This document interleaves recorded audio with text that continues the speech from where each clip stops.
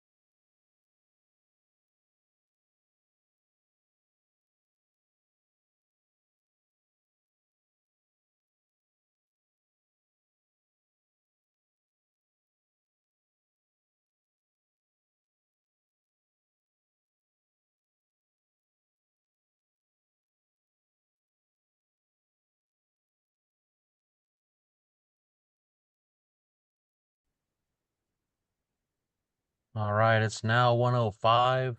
I'm still not seeing a quorum of members in our attendees list. Annette, could you do a roll call for us real quick? Roger Haringa,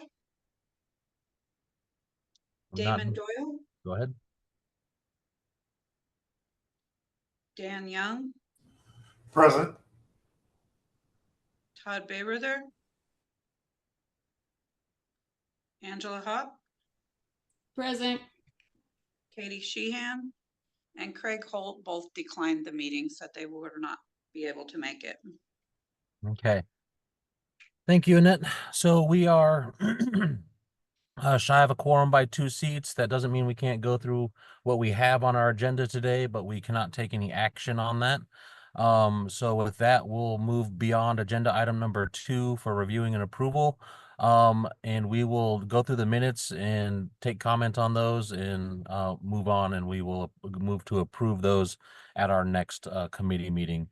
Rosanna, do you mind kicking us off with the July 23rd, 2024 minutes, please?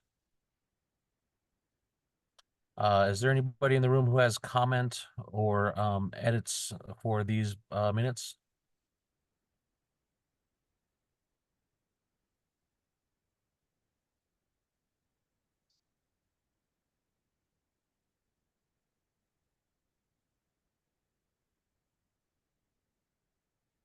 All right, not seeing any hands, hearing no voices. Can we move to the April 14th, 2023 minutes? And by the way, these are for a different committee. They're for the Building, Fire, and Residential Committee. It's been reformatted to include the the WUI code in there as well.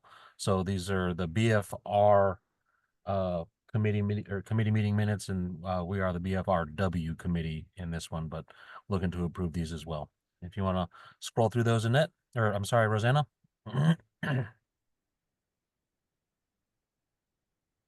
Any comments on this set of minutes?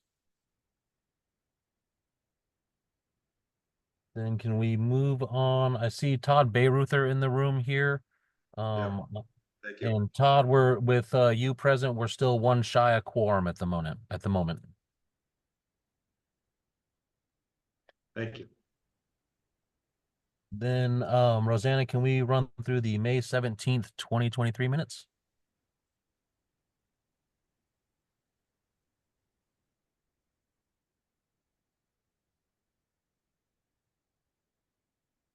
Is there any comment or edits proposed for this set of minutes?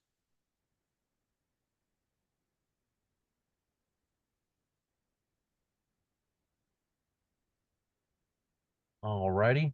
Can we see the October 13th, 2023 minutes?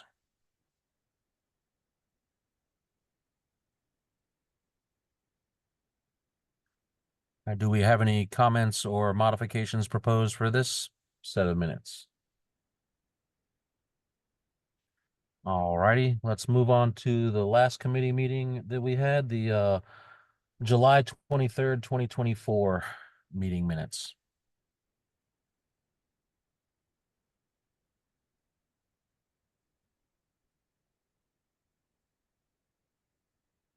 These show March 10, 23. I think you're looking for the tab all the way on the left.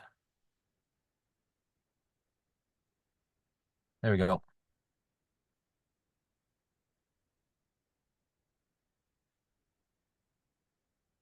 We have any comments or proposed edits for this set of minutes?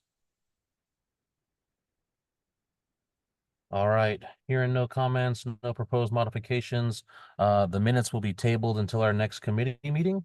We'll move on to agenda item number 4, which is an interpretation request on the 2021 IBC, section 1107. And I will go ahead and share that. And bear in mind, without a quorum, we won't be taking action on these, but we can take comments and make some modifications to be shown at our council meeting next week.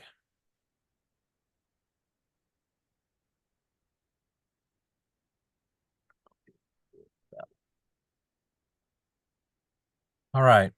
So this one's actually on section 429.4 and 1107, but they're interrelated sections. This one is coming to us from the city of Bellevue. And the first question is on section 429.4. Is the intent of section 429.4 to require additional accessible spaces beyond what is required by section 1106? So 429.4 is our electric vehicle charging infrastructure section. And section 1106 is the section in the building code that determines the amount of accessible parking. And let me pull up a code section here real quick and kind of illustrate what is the issue here. Oops, sorry, wrong one. So 429.4 requires that when we're looking at smaller parking lots with accessible parking and charging infrastructure in there, this code section requires that 10% of the provided accessible parking spaces rounded to the next whole number shall be an EV charging station. And then it also requires an additional 10% of the accessible parking spaces rounded to the next whole number shall be EV ready parking spaces. And not fewer than one for each type of EV charging system shall be accessible. The electric charging infrastructure may also serve adjacent parking spaces not designated as accessible parking. A maximum of 10% of the accessible parking spaces rounded to the next whole number are allowed to be included in the total number of electric vehicle parking spaces required under this section. The main point of contention is the last sentence in the first paragraph of this section. Not fewer than one for each type of EV charging system shall be accessible.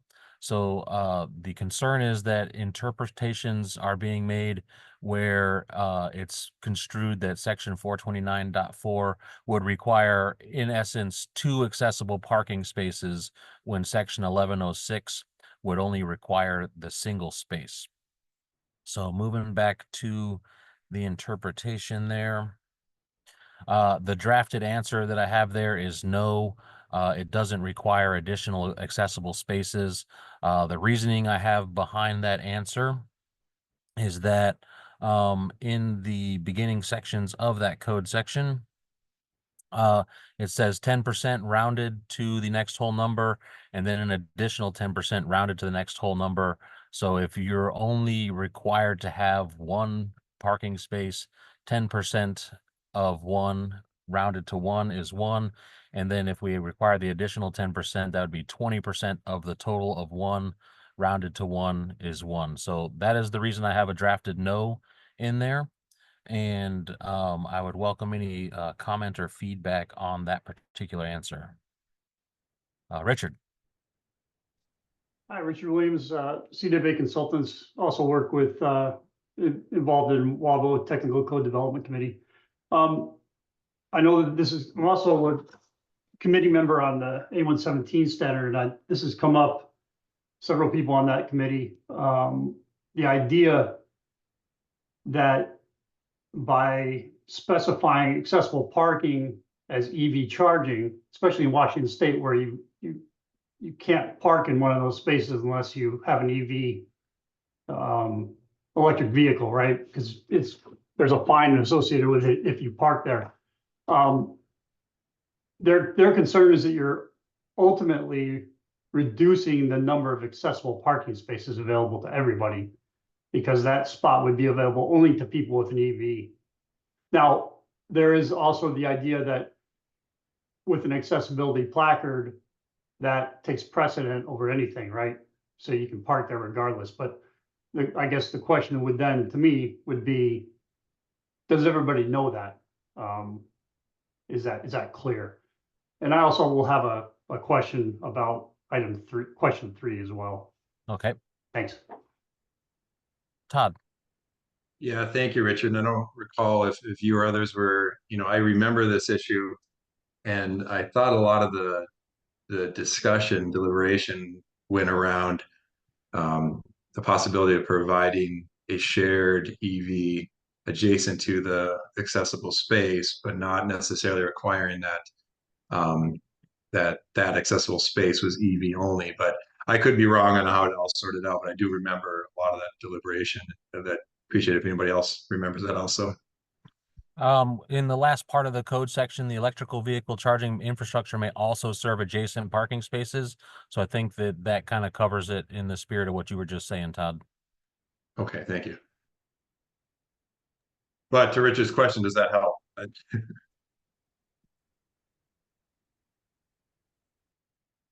Richard, I think at the root of all of this is the way that the state handles EV requirements, because the base code sets requirements for accessible vehicle spaces, and the state allows that all their EV charging requirements are for accessible parking spaces. And I spoke with Stoyan at length about this when he was still here. His response was basically that, this is per RCW requirements. So that's where that's kind of coming from. It doesn't really have the authority to make changes. I was just concerned that at the state level, we are, I don't know, we're kind of doing something a little bit different from the base code. And that's the reason why there's a section 1107 in the base code. It's for accessible vehicle spaces, which are a whole different animal. If you look at the US Access Board, they have a lot of information about it. So I don't know if that directly answers your question, Todd, but that's kind of throwing that out there for some more information to discuss. Okay, Angela? I guess, so is it actually state law that an accessible placard overrides the EV, Rich? I don't know, Angela, and that's kind of been a back and forth. I think there are people who've told me yes, but I don't know that. I can't tell you the section or anything. I can't tell you the law that they've cited to back that up.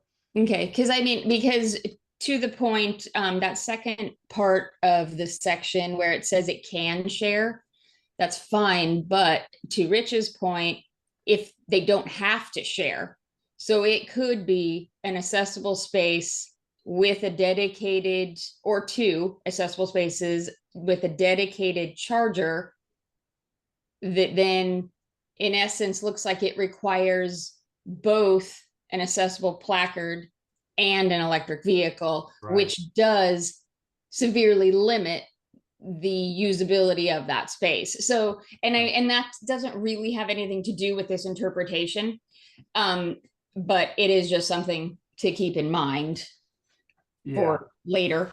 Yep. And I will say that you can look at this two ways. There's also quite a few people who are looking at these, all the accessible parking space requirements and the accessible vehicle space requirements. If you don't handle it the way we handle it at the state, now you've got,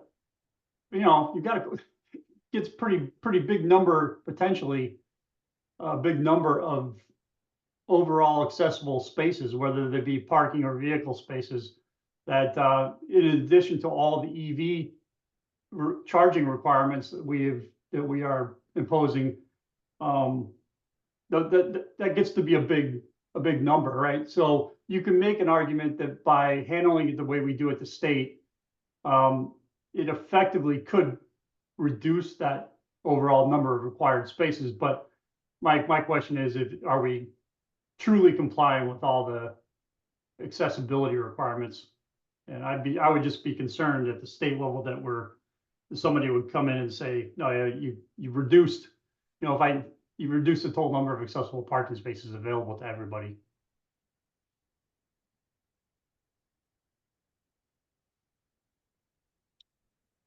So in regards to question number one, do we need to elaborate on that answer, in your opinion, Richard?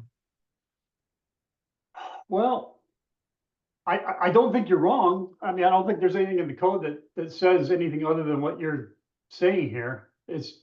Yeah, I mean, that would be my question, is like, I don't know that your interpretation is wrong. I just don't know that it's the way the law or the RCW is written. I don't know if that's correct. Does that make sense? I think so, yes.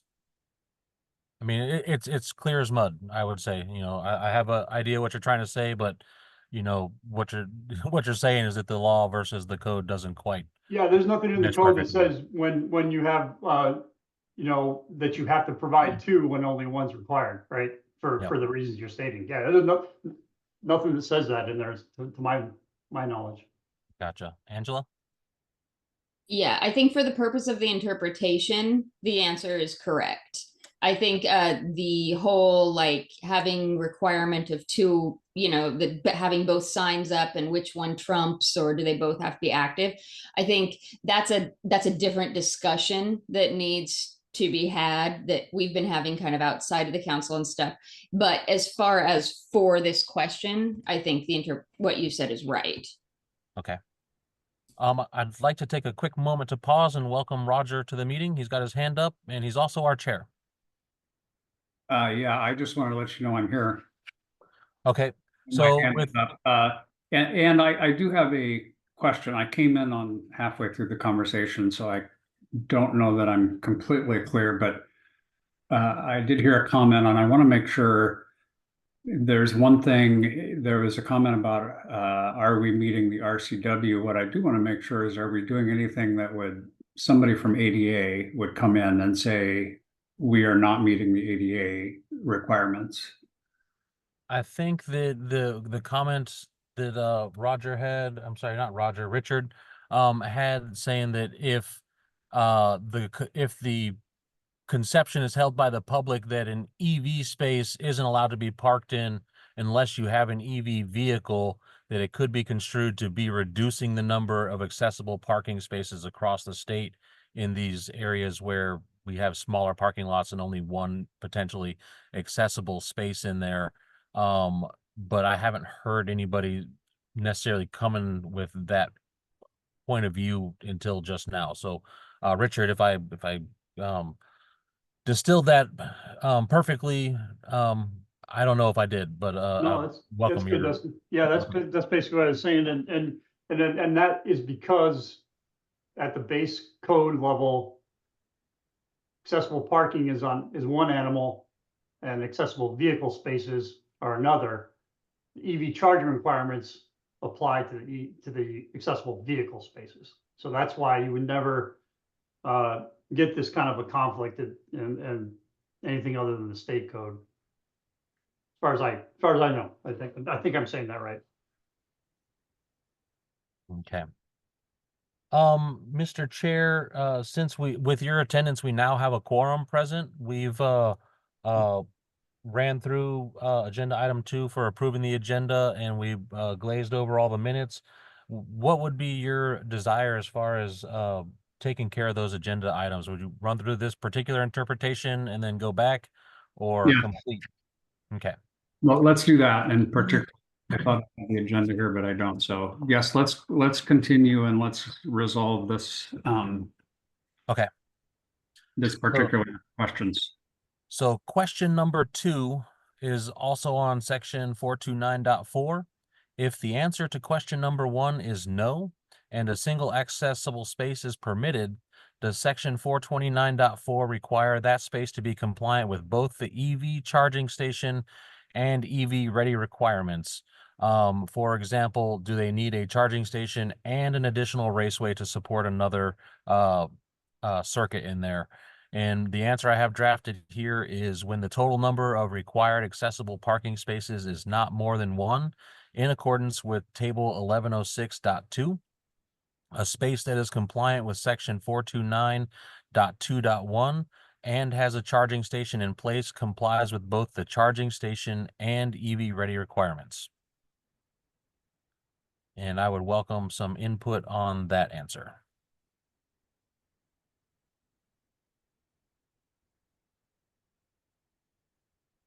And would it help if I brought up the code section in question there? If I believe 429.2.1 is kind of the key section there.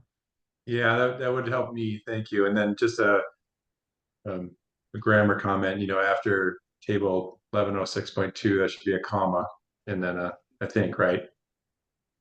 Yes, I would agree. Okay.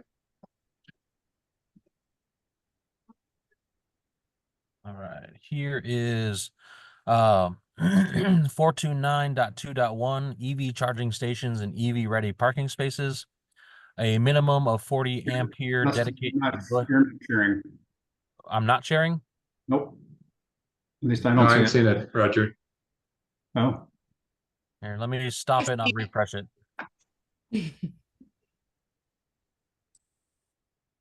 Okay, we should be seeing the code language there now. I I am. see. I've got it. Roger does a slow refresh. Yeah, how do I? No, there it is. Okay. Okay, so 429.2.1, is it big enough for everybody here in the meeting as well? So I can blow it up a little bit, but I'll read it out loud. A minimum of 40 ampere dedicated 208/240 volt branch circuit shall be installed for each EV ready parking space and each EV charging station. The branch circuit shall terminate at a receptacle outlet or EV charger in close proximity to the proposed location of the EV ready parking space or the EV charging station.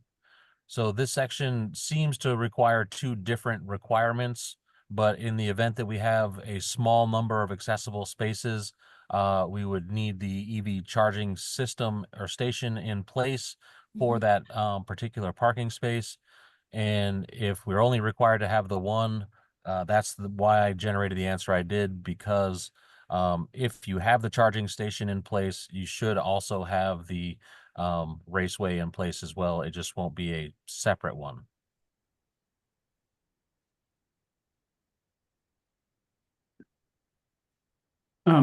I have a question, and maybe you guys talked about this before I was on, but can you explain to me the difference between an EV ready parking space and an EV charging station? Is just the one of them that you have the charging station already there, and the one next to it might be the EV ready that you could in the future put another one? Is that, am I interpreting Well, that?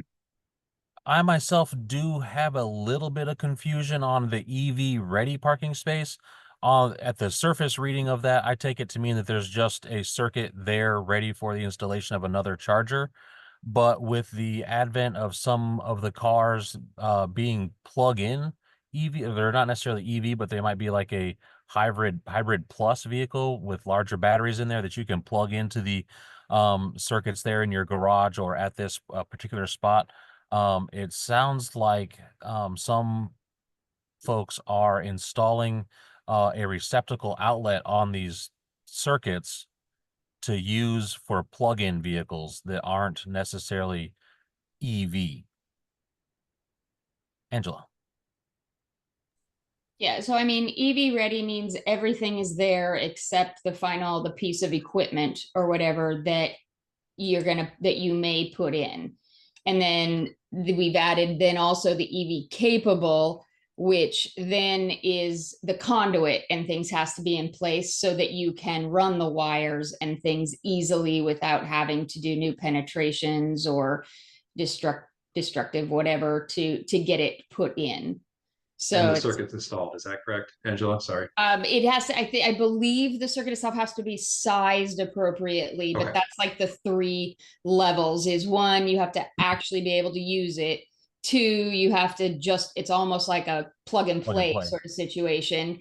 And then 3, everything just needs to be in place so that you can easily get the wiring and everything there at a You later have to date. pull the conductors. Yeah. And maybe 4, Angela, the physical requirements of the space.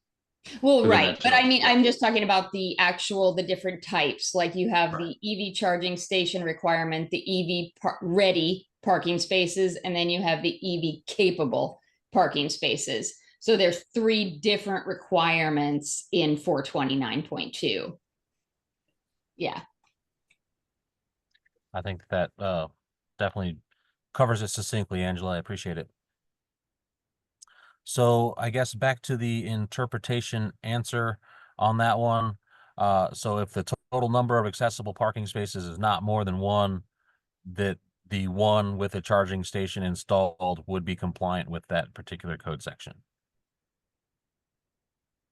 Okay, looks like we've got a decent consensus on that. Question number 3 pushes us back out to the accessibility vehicles section of the code book. So in 1107.2.2, is the intent of section 1107.2 to require accessible spaces equipped as either an EV charging station or an EV ready space to also require those spaces to include the minimum dimensions required in section 1107.2.2 for all EV spaces. So 1107.2.2 requires any of the accessible parking spaces that are EV ready or capable to be van sized spaces.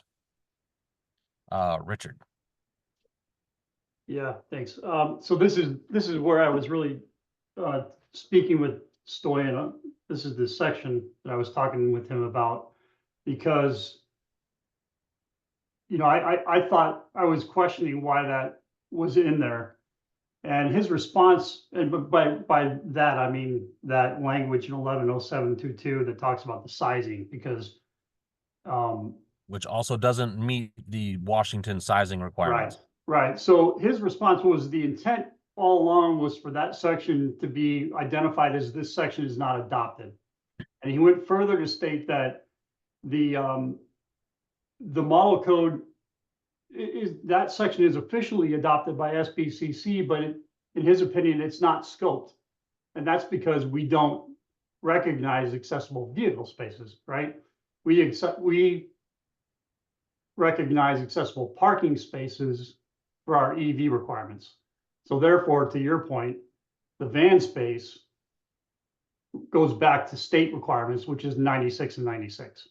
So WABO submitted a state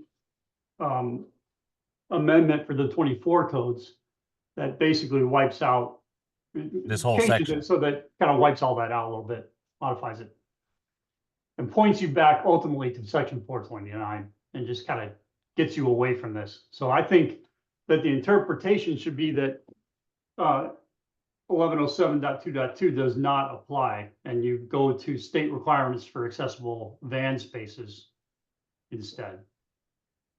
I think it's already Stoyan's opinion. It was that that's already the case based on the fact that you don't scope section 1107.2.2. Angela. I know that you've told me this before, Rich, but what is the difference between a parking space and a vehicle space? It's, Angela, from what I can gather, it's just that in the 21 codes, they created a new category. Probably, and I think this is coming from the ADA, you know, and I'm not all that well versed in the ADA, but I think it's probably intended to address that thing we were talking about before with ultimately reducing the number of accessible parking spaces available, right? So you create this different category of space and you call it a vehicle space that isn't necessarily intended for parking, it's intended for charging. Does that make sense? Okay, yep. Now so basically it's for temporarily putting your car there to charge it and then move it. Well, yeah, I guess that's the idea, but I don't think there are any requirements that limit your, I don't know, that's the flip side of it, right? It's like, I don't know if anybody's Right. figured that one out either. So yeah, I mean, who's to say it can't be a parking space or won't be a parking space, right? So I think that's why, look, I not saying I love it, not saying I love that idea, that concept of introducing that new vehicle space thing. But yeah, but I do think that that's the intent of the base code. So, but neither parking space nor vehicle space are actually defined terms, correct? I mean, Good question. Yeah, I don't know. I don't think they're italicized. Yeah, I don't think And so. vehicle, like I said, and you said vehicle, whatever space is a state introduced term. The only place that it's used is here in 1107, correct? No, accessible vehicle space is the base code. Okay. Yeah, they introduced section 1107. You know, one thing I haven't done is gone back, maybe I did, but I didn't commit it to memory. The code proposal that got this put in, that's probably something I should go back and check and see what the history of all this was and what they were talking about. And I can do that, but obviously I can't do it in the next 5 minutes. But yeah, I just checked definitions. You're right. There's no, in the 21 codes at least, there's nothing that talks about accessible parking or accessible vehicle spaces definitions.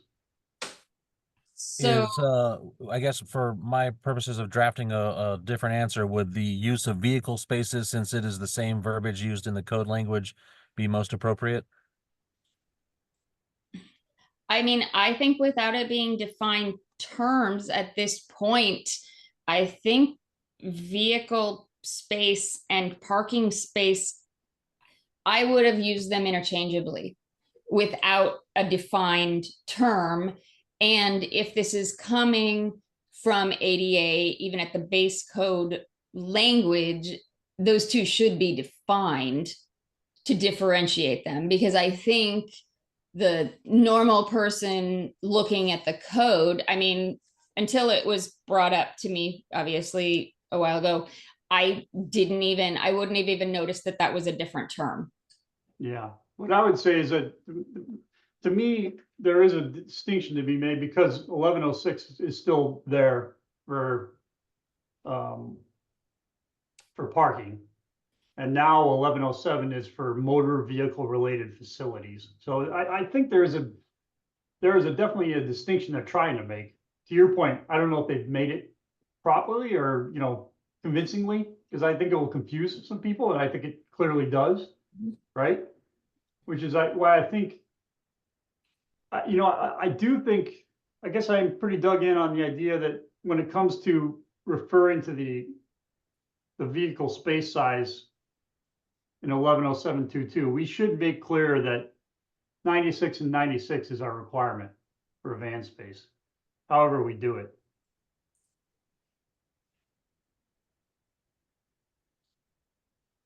So we would likely need to just clarify that in the places it's mentioned in the base code where we don't have an existing Washington amendment. Well, I guess though, section 429.4, does that use vehicle spaces or parking spaces? Parking. So again, it appears that this is being used interchangeably at least the state level, because it just directed us back to the table that tells you how many EV parking spaces you need. Yeah, I guess what I'm saying is if you go to 110722, it says accessible vehicle spaces shall But comply with the requirements for a van space, van accessible parking space. And Well, and so I that's did the have thing a we need to question. Yeah, I had a question on that in reference to the RCW that, and I was going to ask, had it been the council's interpretation that it's kind of just overall size that matters? Because obviously 96 and 96 is the same as 132 and 60 in your total area that you're providing. But that's where I was asking, because I thought that that section did conflict with RCW. Yeah, But again, that's because I honestly, with the way that it's referring back and things like that, I don't know that when the tag did this, they were discerning between the two terms. yeah. So, sorry, I don't mean to keep talking a bunch here, but I will say that Stoyan's take on this was because we don't recognize accessible vehicle spaces, 110722 doesn't even apply. So you go back to 429 and it talks about accessible van spaces, and you're supposed to infer from that you go to our state requirements for van space sizing, which is 96 and 96. That's how you get there, Angela. It's not, there's no specific sizing specified in 429 to take the place of 110722. It's just implied that you go to the base requirements for accessible parking sizing, right? That's my Right. take on it. But the state did do an amendment to 1107. What was dot it? 2, I think. Yeah, .2, which referred you back to 429, Right. which if we didn't recognize those spaces or that they exist, then we wouldn't have to reference back to our section that the state created for parking spaces. So I kind of, it's one of those where they didn't just accidentally not see it and, whatever. They actually put a state amendment in there to determine the number of those spaces that are required. But yeah, no, but all I'm saying is the Stoyan just said Yeah. he intended for 110722 to state this section is not adopted. And he was, you're right, they point to 429.4. And that's where you go. You get out of, you don't even deal with accessible vehicle spaces anymore. You're basically just trying to kick you out of 1107 when it comes to EV charging. But 1107, that pointer to 429 is to tell you how many vehicle charging spaces you're required. Accessible parking spaces. Yeah. It's that's vehicle space. No, accessible No, parking. it's the number of accessible EV spaces. Yeah, but read that section of 429.4. Can you pull that up? 10% of accessible parking spaces shall be EV charging stations.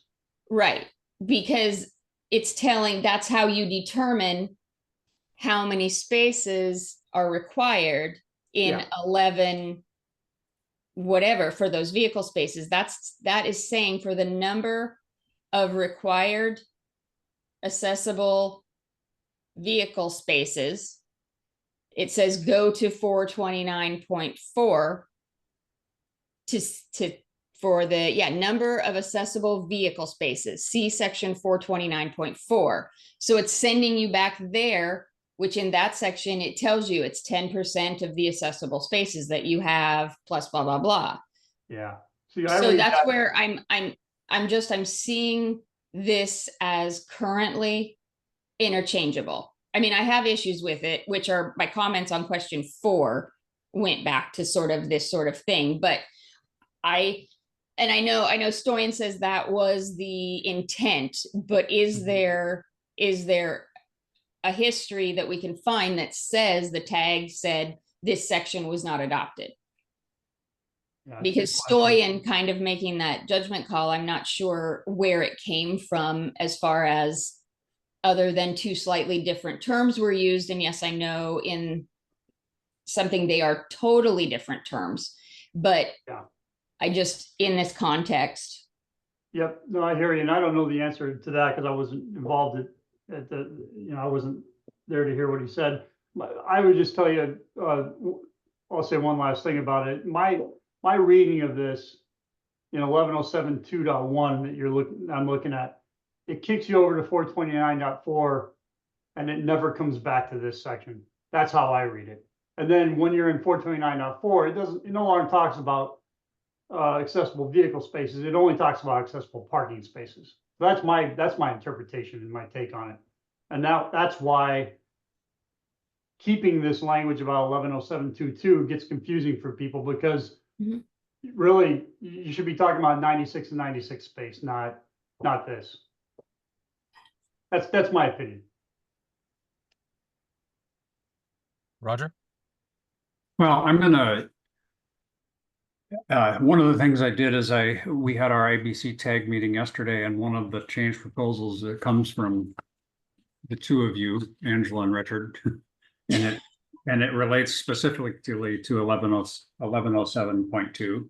And as we sit here and talk about it, I think that and my request would be is we need to get an answer for this opinion under the current code. But if we're going to make a change proposal in the new code, let's clarify some of those terms and be really clear for the next code cycle that, all right, this is the definition of vehicle space and parking space. And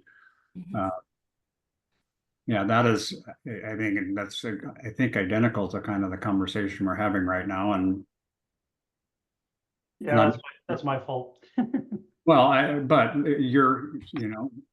we're sitting here and we all look at this, and it is, we need to answer the opinion for the current code. Yeah. And then, my assumption is that is how people will interpret the current code based on our answers.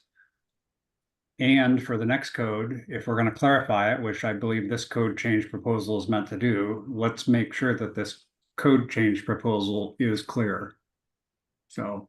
Yeah, and I can talk with Angela offline. And Angela, what I'll do is I'll go and do what I was talking about. I'll go do a little research about this proposal when it was adopted, and look at the reason statement and see if there was any testimony and all that stuff at the national hearings to try to get some background on it.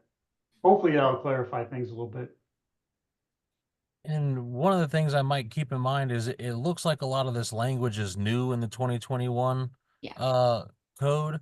And so this amendment for 1107.2.1 may have just been carried forward and not given much notice with the new code language in the 2021 cycle. But we can go back and look at the history of the amendment and see what was around it as well, to see if that colors the interpretation at all as well. Getting back to the interpretation itself, so it looks like the opposite of my drafted answer is what we are kind of leaning towards putting out there for the interpretation answer. So is the intent of 1107.2 to require accessible spaces equipped as EV charging or EV ready spaces to also require the minimum dimensions required in 1107.2.2? The new one that I'm drafting here in red is no. Section 1107.2.2 is not scoped in the adoption of the Washington codes. Section 429 is the section regulating accessible EV spaces. Should I elaborate on that, or is that aligned with kind of what we've been talking about here today? I feel like it does, but maybe I haven't quite hit that nail square.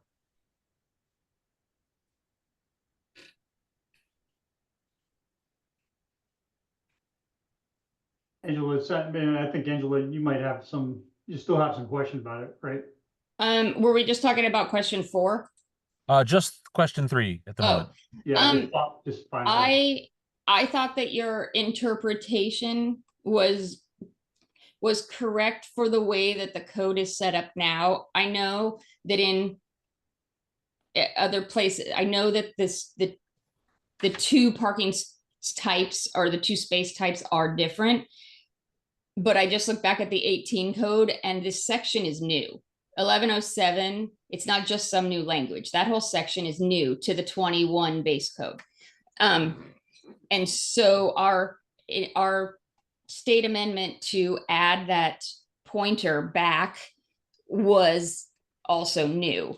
And deliberate then. So I personally think that based on what the code says and the information in there now, that your interpretation is correct. I don't think that it necessarily lines up with the RCW for the 9696, but I think it does require the same total space. So it's kind of a little gray nuance. Okay. Patrick, you have your hand up? Yes, I have a question. I'm trying to understand what you mean by because the section is not scoped. So the code language or the section is in code, but are you saying if you don't scope it, then it's not enforceable? I don't think that's, I was trying to, I guess, ride some coattails on language used in the conversation here. And at this point, it looks like this stuff that you see in red is gonna go away. So if that language is like, I don't know, I was just piggybacking off some stuff that was said there, and it's probably not the best interpretation language out there. Todd. Thank you. Yeah, I think I agree with Angela. I'm comfortable with your original answer. And then maybe a broad question is if we intend to pass this through the committee today as the committee and not take it to the council, should there be some at least feedback from our accessibility council member? Which would imply maybe we take it to the council. But anyway, I just leave that up to the committee. Okay. Roger. Yeah, I agree with the interpretation that you have too after the discussion. I have a question for Angela or Richard. So that you're talking about the 96 and 96 as opposed to 130 and 60 or 132 and 60, those are horizontal width dimensions, right? And what is the difference between the two? I mean, the total sum is the same. Right. So yeah, it's basically it's to provide sort of the same area to work with. Okay. They're wider stalls normally to fit vans, which nowadays aren't necessarily any larger or things like that. And then the wider next to it was so that a van could park in the smaller stall and into part of the access aisle, which without cutting it, Right. Down. Then, yeah. sure. Then my follow-up question is there a requirement for clear height above these? Oh, yes. Still is, yeah. Yes. That doesn't change.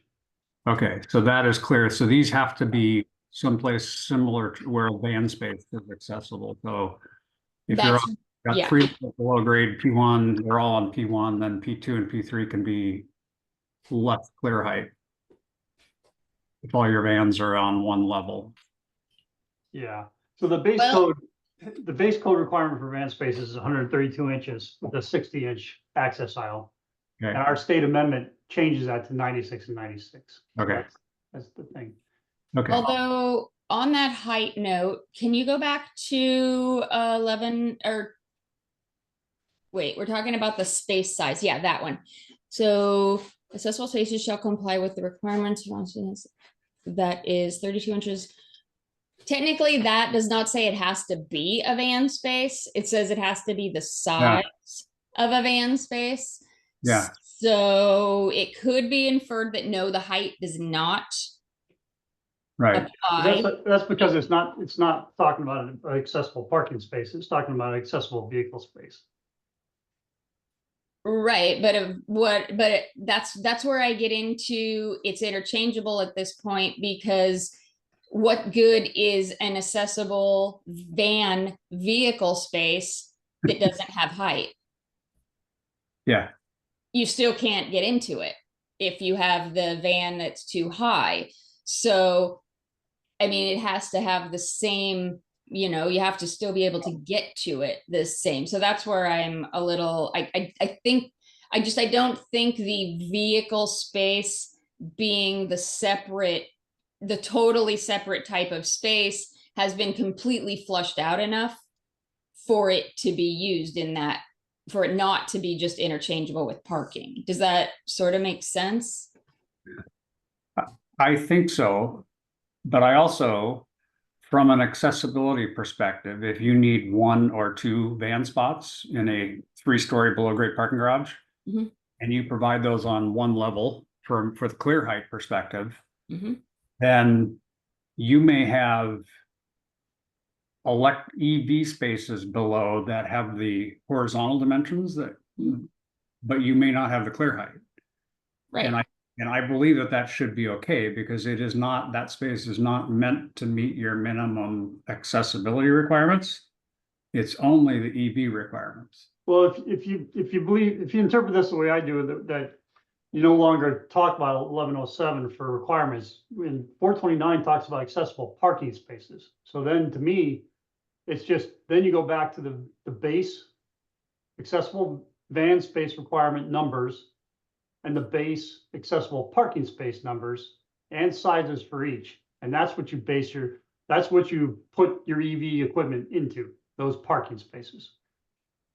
Yeah, but Richard, what I'm trying to, and again, this can be a huge cost driver, is if you make all 3 levels need to be 8 foot, 9 foot clear rather than 8 foot clear, you're adding 2 feet of excavation and everything. These can drive a huge cost on a below grade parking level. So we need to provide the van spaces for accessibility for ADA for sure, baseline, no matter what. Mhm. If we are providing EV spaces in addition to that, which I think we are, it is my belief that we should allow those to be on level P2 and P3, which may not have the clear height. Yeah, Roger, I would say that it's not in addition to, and that goes back to the argument about, Okay. But so let's say you had 10 spaces. Let's say 2 of them were van spaces. My Okay. take on this would be those van spaces have to be in a spot where they meet the 98 requirement, right? And then 10% of the overall number of accessible spaces have to be EV, right? Is that in 429? Can you go back to 429, Dustin, please?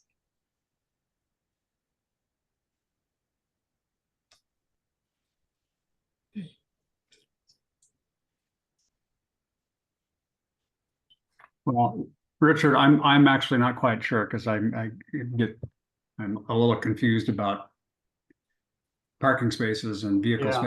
spaces. Yeah, because Roger, unless I'm missing something, 429.4 doesn't say a certain percentage has to be van and certain has to be regular. It just says 10% of accessible parking spaces.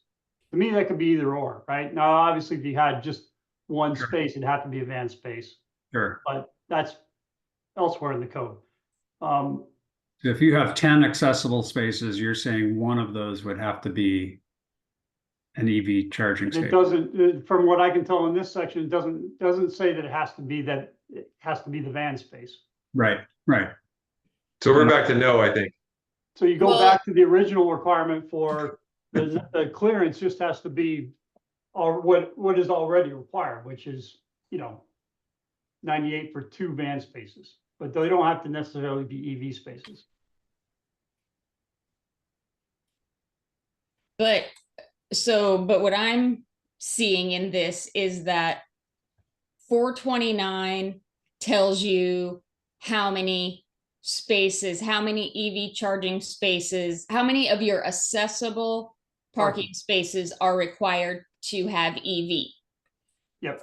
Then 1107 scopes the size of those spaces. And my point is Which- you never go back to 1107 because you're only talking about accessible parking spaces. And the sizing for accessible parking spaces is determined elsewhere. That's my take on it. You But never what get back I'm- to 110722, and that was Stoyan's take, and that's why he said it was not, the section was not adopted and it wasn't scoped, because you never get back there.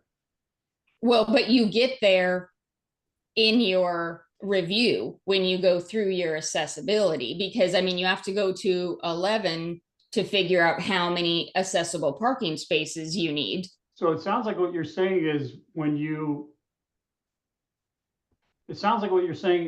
if you had a accessible van space that had EV equipment, that you would have to make it 132 by 60. I'm saying that any space that you make, any of your accessible spaces that you make put the EV charging on have to meet the vehicle space sizing. The height isn't in there. So Right. it's a normal accessible spot, but you have to do it 132 by 60. So that Is- actually, now that I think about it, that's actually every space, van or not, no van. What you're saying is every accessible parking space that has EV charging no longer is 96 and 60 or 96 and 96, it's 132 and 60. I just don't see it. I just don't see where it says that. Because the state amendments talk about accessible parking, and accessible parking is different. But like I said, accessible parking and accessible vehicle are not defined terms right now. And to sort of the layperson or, someone who hasn't delved deep into the ADA and things, those are interchangeable terms. And I totally agree that it is a problem. And I know where the code is trying to go. But again, this is new to the 2021, even at the base code level. And I don't think it got fleshed out enough for those to be completely distinct terms, because otherwise there are two different requirements. There's a requirement for parking and there's a requirement for vehicle, because currently this is a scoped section. Even if it wasn't meant to be and it got accidentally put in, then we need to determine that, because that's a mistake in the WAC. Yeah, I would just But say that it's there. 1107.2, yeah, and I know I keep talking about saying this over and over, but 1107.21 takes you to 429.4, and 429.4 never takes you back to 1107.22. That's Well, they Stoyan's don't, logic. when you put a pointer, they don't usually point back at each other. Yeah, I'm just saying, he intended, you guys might at the SBCC, you guys might go back and see if there's any history on this stuff. Yeah, that's what I was gonna, Yeah. asking I respect what you're saying, Justin Angela. knew. I just have just a different take on it, that's all.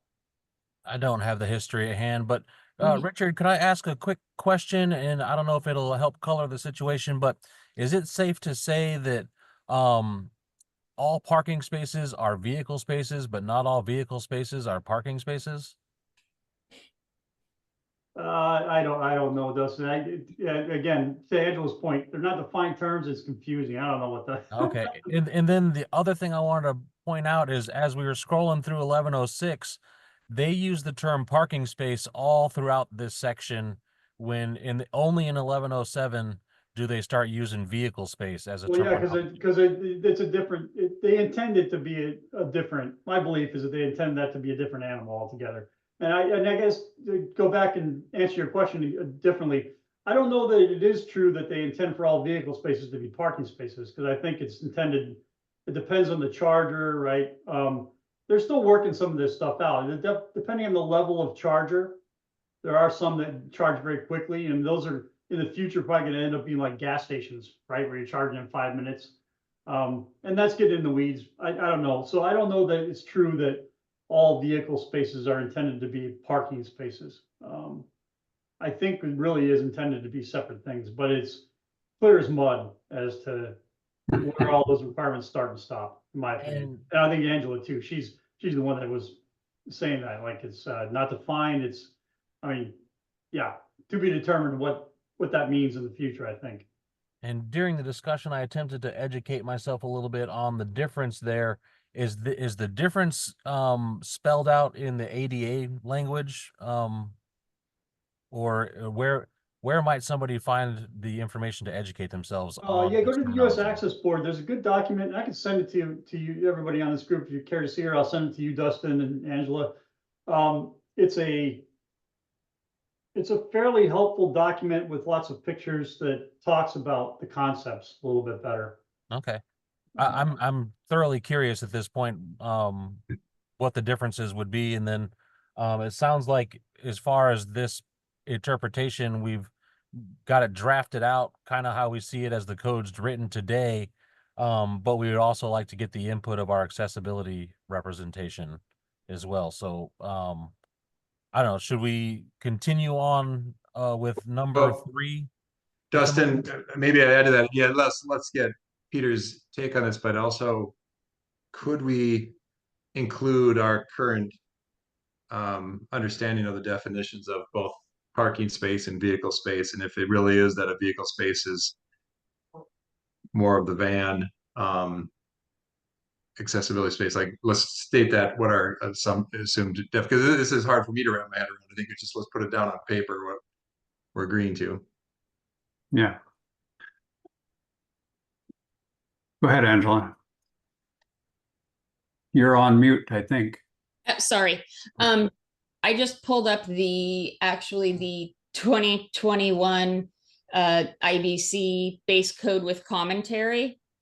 And so for the base code, okay, I just finally figured out what we're talking about. So this section is for electrical vehicle charging stations and for fuel stations. So when the base code is talking about electrical vehicle charging stations, it is actually talking about just an area like you see in the kind of in the parking lot, back parking lot of Walmarts and stuff, where it's a bunch of charging stations and that's what the area is used for. It's not part of a standard parking lot. And it doesn't So actually give you access to the building as it has nothing to do with the Right. parking that's required for a structure or the accessible spots required for a Exactly. structure. It's an actual type of parking lot, basically, or type of it's a facility is what Yep. it is that just provides charging. Yep. Separate And from parking. right. So it's not actually, so that's actually I what think that kind of clarifies section, space versus parking. well, and what that section is actually referring to. Yeah. So Yeah, I'm and kind of now reversing around. And that's why I was saying that you never get back to 110722 because it's a different animal that you're talking about, right? So our state amendments, they don't talk about accessible vehicle spaces. The requirements for EV charging apply to accessible parking spaces, which is completely different. So yeah, so let me read this question again. Just to rethink through this because it's basically, yeah. So after everything that I've been saying, now section 1107.2 is not referring to the accessible parking spaces required by 1106. Basically, it's Separate things. they're two completely separate things. So And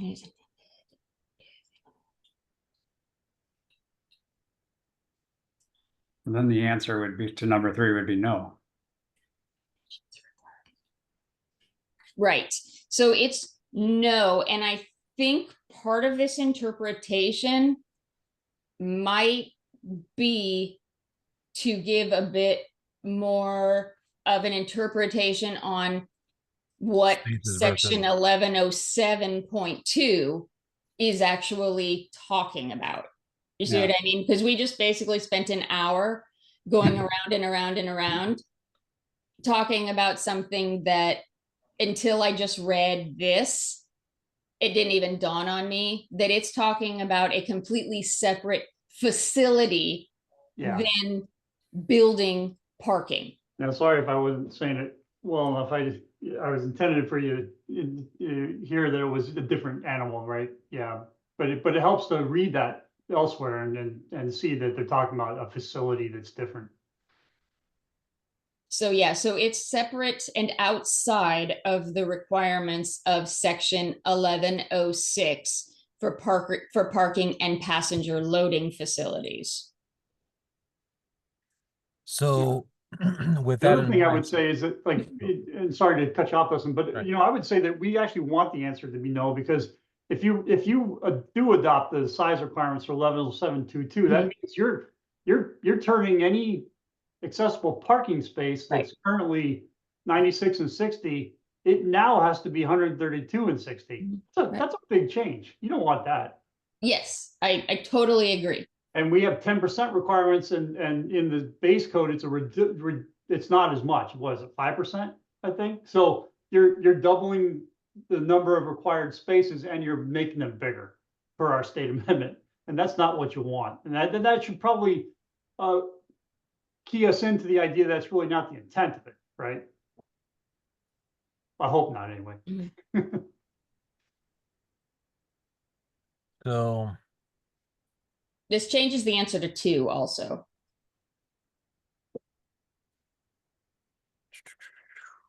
okay. So as far as this one goes, the answer to question 3 is no. 1107.2 is regulates EV charging infrastructure, not accessible parking. No, it regulates electrical vehicle charging stations, which are separate facilities than the parking regulated by section 1106. They're a standalone facility, basically, is what we need to somehow clarify. And Yeah, 1107.2 regulates accessible vehicle spaces served by EV charging stations, I think is how I would probably say it. well, except that we want to make sure that they know 11.7.2 is talking about a facility. That is, it's a separate, like, it's just the EV charging spaces. In an electrical vehicle charging stations, you wouldn't have non-EV spaces, basically. Yeah, but this also could be a part of a parking lot that's designated as such. Right, but it's just the part, it's Just that. just the EV stations. Yep. It's part of the parking lot, but the rest of the parking lot has to meet all of your parking requirements. Right. So it could, to Angela's point, it could be part of the parking lot, it could be a separate facility, but it's intended to be distinct. Different. And it's outside of, like I said, what's regulated in 1106. Right. So Yes. Patrick, you had your hand up and I spoke over you. We're kind of going back and forth there. Did you have something you wanted to say? I think you answered my question. I was just gonna ask for clarification that 1107 deals with electric charging stations, whereas 429 deals with electric charging parking. And those aren't necessarily the same thing. But I think the answer is yes. Mhm. I believe so. And Angela, you said the answer to 2 now changed now that we are all thinking of 1107.2. Well, that Can we go back question, yeah, that question, it was, so, okay, so question 1 is the intent to require additional spaces beyond what is required by 1106. So I think that answer is no, because 1106 is what is telling us how many accessible stalls are required for a parking lot that is being provided for a structure. Yeah. Then number 2 is if that question is no, and a single accessible space is permitted, does 429.4 require that space compliant? Okay, so I think just in the answer, I think we need to remove the It actually says no. It just no, never doesn't mind. say the Sorry, word I no. was thinking that said 1107.2. It's fine. Yeah. Nope, I know, it's good. sorry. Okay. That number 2 is correct. Yeah. Okay. And with what I have drafted for the answer of question 3 is a lot shorter than what I had in there. Does that capture the answer succinctly? So I guess I did have comments on this, as far as your wording, it saying R3 occupancies are not specifically Oh, named. no, back to number 3 still. I Oh, want to make sure that Oh, we're. sorry, I thought you, okay, sorry, I Yeah, thought you were down. I'm just Okay. asking, is the text in red a succinct answer for number 3, and does it need more elaboration, or does it cover the base? Thinking maybe you should point to 429. You might just say no, 1107.2 regulates EV charging station facilities, which are separate facilities than the parking spaces regulated by 1106. And do you think you should maybe say and are subject to requirements for 429.4? I would say, so then I would say next sentence is parking spaces regulated by 1106 are, or parking spaces required, sorry, accessible parking spaces required by 1106 are regulated by section 429. Yeah, or are subject to additional requirements for 429 or Yeah. accessibility requirements or something like that. Right. I'm going to call on Elizabeth Torsky. Elizabeth hasn't commented here, so. Thank you. I just wanted to point out the word separate. Maybe the word distinct would be more appropriate because I think that's what's causing some confusion. Sometimes these facilities are part of a parking lot, sometimes they're on their own. But the word distinct, I think, draws more attention that this is a special area. Yeah. I agree. Very good comment. Yeah, and that way you're not given, you're not led to believe that it has to be some physically separated thing. It's just a distinct. Does Correct. that work? So, EV charging station facilities, which are distinct facilities when compared to the parking spaces regulated by 1106. Parking spaces required by 1106 are subject to additional requirements contained in section 429. I sure think that gets us. Yeah. And I mean, I think it sounds like we're also not going to move this one out to the public just yet today. So there will be some time to revise again next week. Okay. Question 4, Angela, you do have comments on this one. So I agree. No is basically the answer. Well, actually though, wait, so the exception for R3s is under 1107.2, which we're saying doesn't apply into 429. We've gotten past that. Now it's its own section that's applying to the other. So now my comments are slightly different, because so 429.4 does apply to R3 as far as I was reading it, because the table actually just says, so it says Occupancies. our occupancies, and it's buildings that do not contain more than 2 dwelling units. So that's single family and duplexes that have been pushed into the IBC. So those actually do require an EV ready space, but they don't need a parking space. But then the all other R3s would fall under that last line, which would be the 10% and things like that. And so they actually could kick into requiring accessible stalls per 1106, because 1106 actually includes R3 parking in its calculations. So the answer to that one, I I can't remember what the question is off the top of my head now. What was it? Okay. Are 3 occupants required to comply with section 429.4 for accessible parking spaces? Yes, would be my answer. Because the only place that I found that said that R3s were exempted was in 1107, which we're now saying is not what we're talking about. Are R3 occupants required to comply? And I think you still, well, I know in our state amendment, Angela, our proposal, Mhm. intended for 1107.2 to still be applicable, and it would just, at that point, we pointed you to 429.4, but we left the 2 exceptions.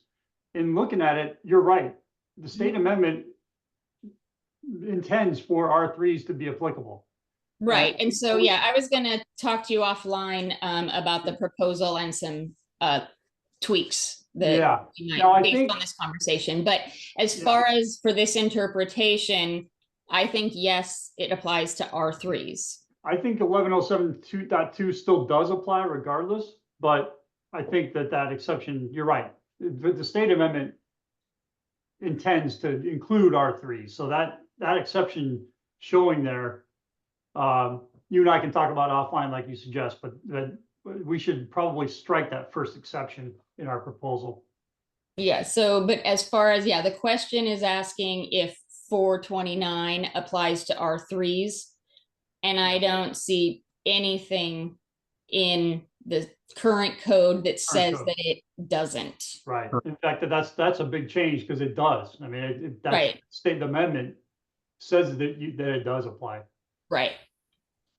Because the table actually refers to up to 2, which is a normal IRC structure unless you get it kicked out for height and things. So again, in the base code, R3s are exempted. In the state amendment, they are back in play. Right. So in our code, it applies to things like boarding houses, fraternities, sororities, dormitories, all those things that aren't dwellings, but are under an R3 occupancy. So, if R3 occupancies are required to comply with this section, I guess I'm struggling. This has nothing to do with 1107.2. Right, Okay. I would almost say yes per table, whatever the table is. I mean, it's spelled out on the table in 429.4 that you were just looking at. Yeah, I would say yes, the exception specified in 1107.2 does not apply because the table in 429.2 takes precedent, right? Well, they're regulating different things. So again, you don't even go to 11.7.2 unless you have a vehicle charging station facility. What 429 is referring to is the EV requirements for your building parking lots. Well, I would take a look at that though, Angela, because it's not talking about vehicle spaces. It's just talking about in 1107.2, it's talking about electrical vehicle charging stations, right? So that's the equipment. It's not talking about accessible parking spaces or accessible vehicle space. I know that's semantics, but I think that's something worth bringing up. The language is different. Right. And that was something I was gonna, with our proposal and things, because like I said, 1107 is referring to a separate facility. So again, like you said, if we're in 1106 and we have R3 parking that requires accessible stalls, we're gonna then be going to 429 to find out how many of those accessible stalls we have to have EV charging stations at per our state amendment. Yeah. So 429 in its most basic form is regulating 1106's the accessible stalls required by 1106. So we're not then bouncing to 1107. We're not getting to the size. We're not getting to anything, because that is what we're saying is that is a separate facility outside of 1106 requirements. So 429 is regulating the 1106 accessible stalls. Yeah. I still would almost like, Justin, your answer to say yes, see table, whatever table that was. Yes, Yes. I was gonna get to that one. So Okay. when determining accessible parking required by when determining EV requirements for accessible parking in R3 occupancies, table 429.2 applies. Does that sound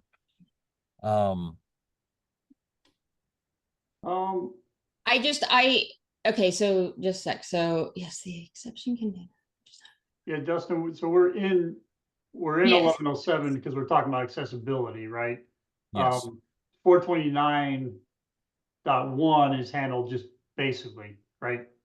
That makes sense. We were talking about, it doesn't have to do with accessibility. It's general EV charging infrastructure Right. requirements.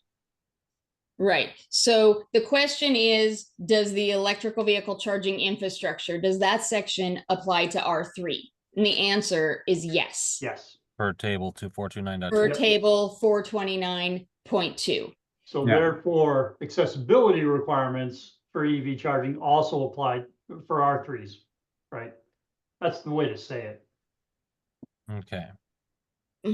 So So it's two things. R3s are in play because of section 429. And because of that, R3s also have to be accessible.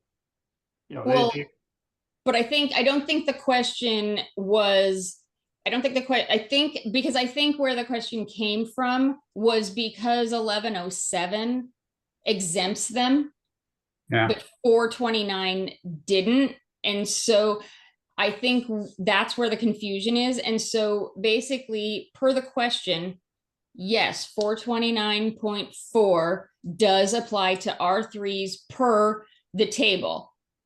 And then and then yeah, per the it does. And then it's something else for us to clear up the confusion that, again, 1107.2 is not referring to it doesn't have anything to do with it. And again, like I was doing before, we're bouncing back and forth between them when we shouldn't. I'm not sure if your answer should even bring in 1107. Yeah, that's kind of where what I was thinking. So, I mean, when the folks who submitted this, they specifically were referencing that section of code for this particular question. I got 3 or 4 different interpretation requests that are amalgamated here. Okay. So as one of the questions or one of the answers, I would suggest that we clarify what the interpretation of what 1107.2 is. Does that make sense? So that it basically just pulls it out and says it's separate. And just because you're in section 429.2 does not mean that that 1107 applies. 1107.2 only applies if you have a distinct electrical vehicle charging station facility.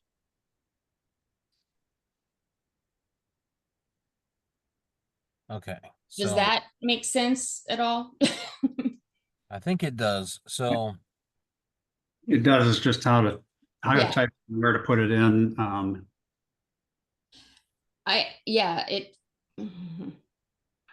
How about on the answer to number 3, after 1107, no, 1107.2 only regulates EV charging station facilities.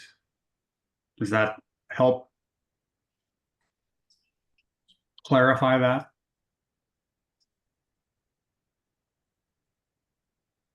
Kind of, I guess, except I don't know that with our state amendments, the way they're worded, I don't even know if you, I don't even know if that's true.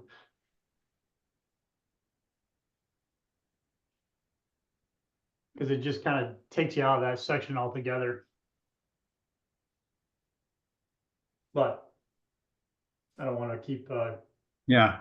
dragging I mean, it on. what I'm hoping is let's get answers that we think spell out where we think we need to move forward with, and we're gonna have to revisit this anyway after we Yeah. get some input from our from Pete. And then I also will go back to I would ask that the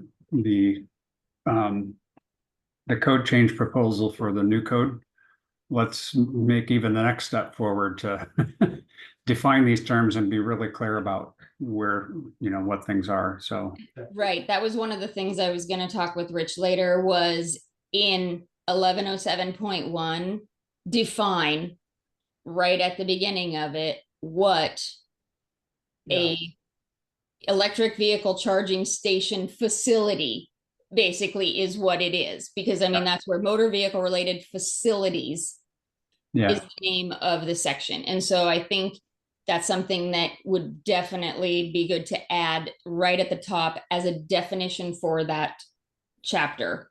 yeah, Agreed. agree. I think the bottom line is if you're looking for EV charging requirements, you go to 429. If you happen to stumble upon 1107, it kicks you back to 429.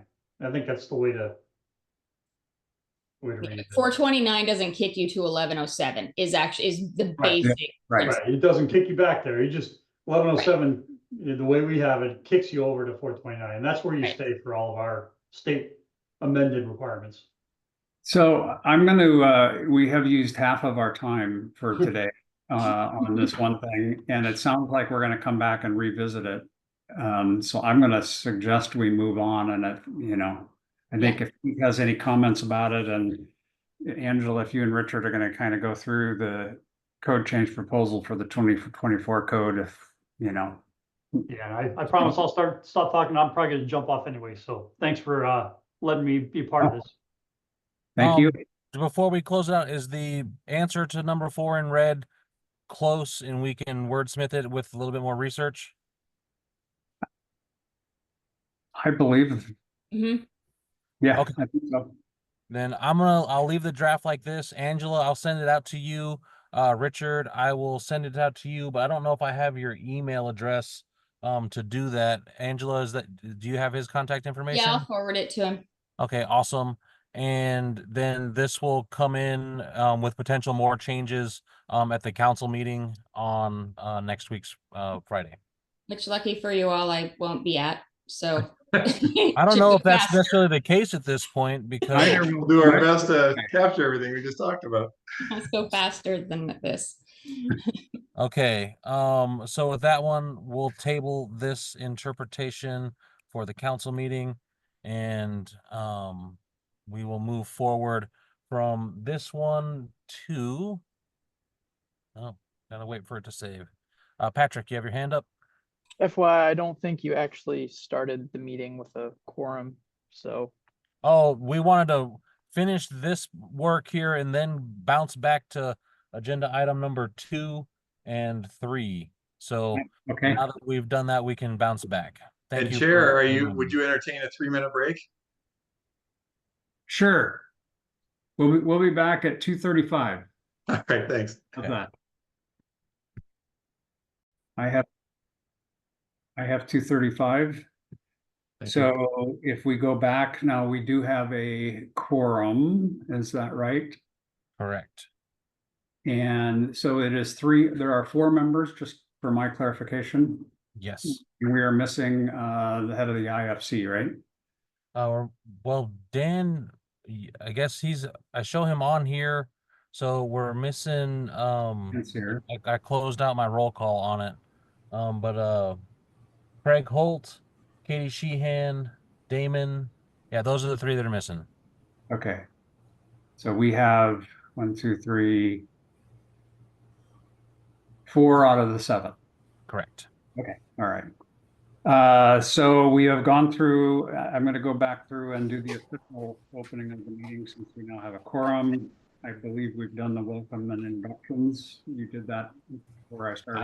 I didn't ask for public to who want to be recognized. Let's do that. Is there any members of the public that would like to be recognized?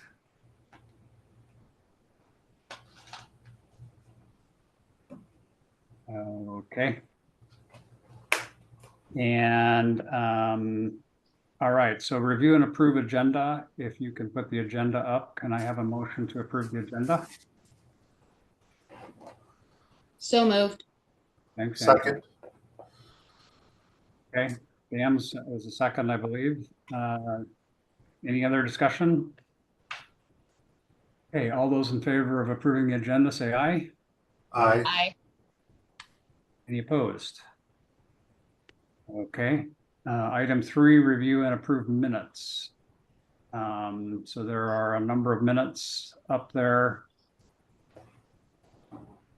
And you have gone through them previously, but if you can page through them again.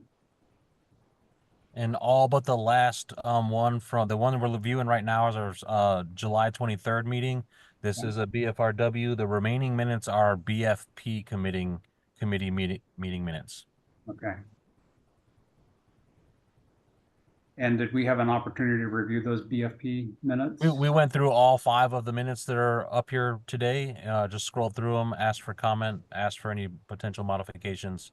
Okay. And none were heard. Well, I'm going to go ahead and ask for a motion to approve the minutes. So moved. Todd. All right, Angela. Second. All right.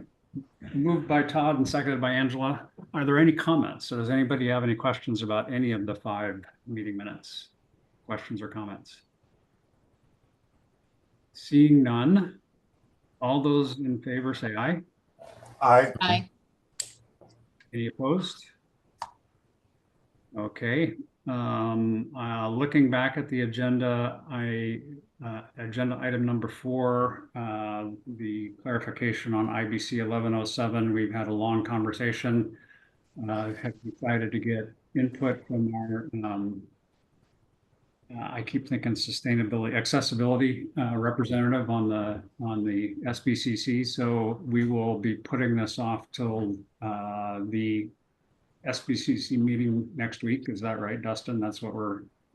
Correct. It'll be part of our committee meeting reports. Okay. So we don't need to take any action. I'll ask if there are any final comments on 1107. Is that what everybody sounds like we're agreeing to? Yeah. Okay. Well, Dan, do you have a comment? No, I did not. Okay. So agenda item number 5, an interpretation on 2021 IFC section 3103.5. And just a clarification here on the agenda, I got the folks who asked for the interpretation mixed up. So this one is actually from Renton, and then the one from Renton is from Cowlitz County and Mount Vernon. Okay. Okay, so pulling up the IFC one. This one, I think, oh, I gotta change the share real quick.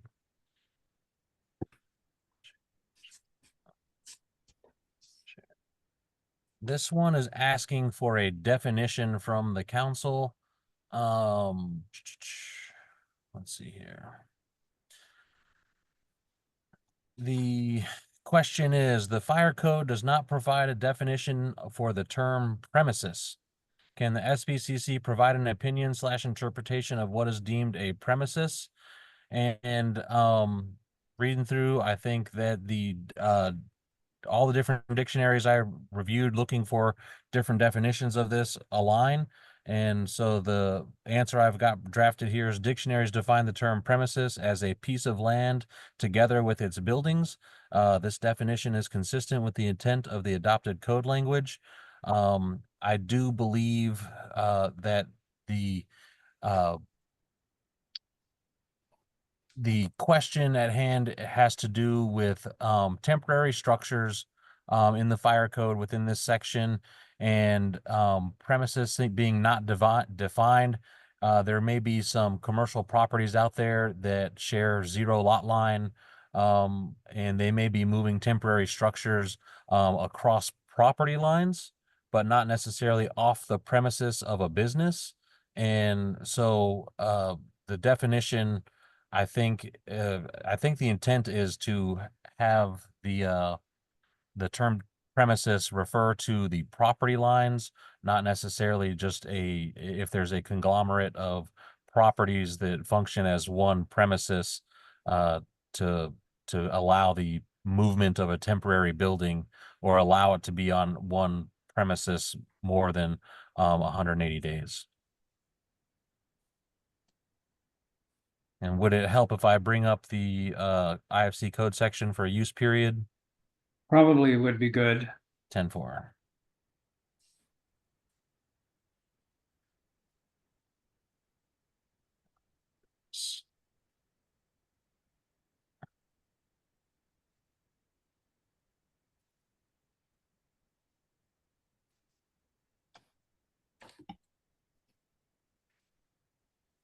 Okay, 3.5. So here we are. Highlight. Yeah. We don't have Remind me what the red is. the red is our state amendment language. So Black is the base code. yeah, the black is base code, blue would be new model code language. So premises has been in the model code for a couple code cycles. Correct. Could I ask you to now go through your description again of the property line? So the use period here uses the term premises, and the questioner asked for the definition for that term, but they colored it by indicating they've got temporary structures on a premises for 180 days.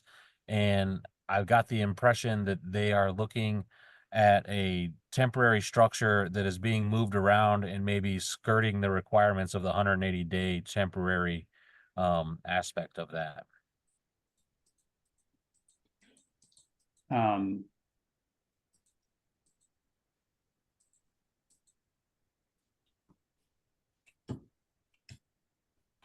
Then if you go to your definition, I'm wondering if your term should be a piece of property or a property, because I think that's what you're talking about is property is defined by somebody owns this, these borders.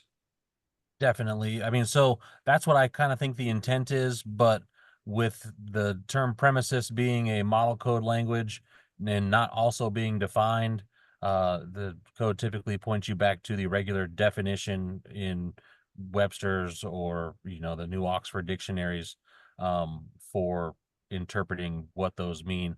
And so I didn't include, when I was drafting this, I definitely wanted to put property lines or parcel lines in the interpretation, but since it wasn't included in those dictionary definitions, I didn't include it.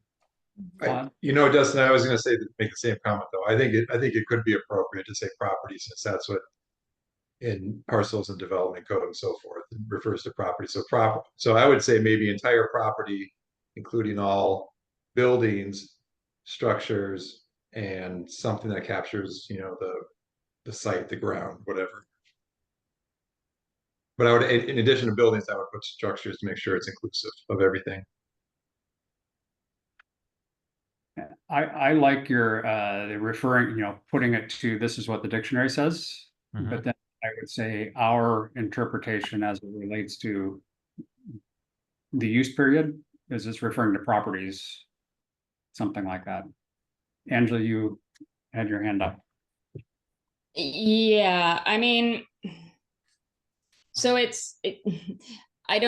think saying properties is just as vague as the word premises.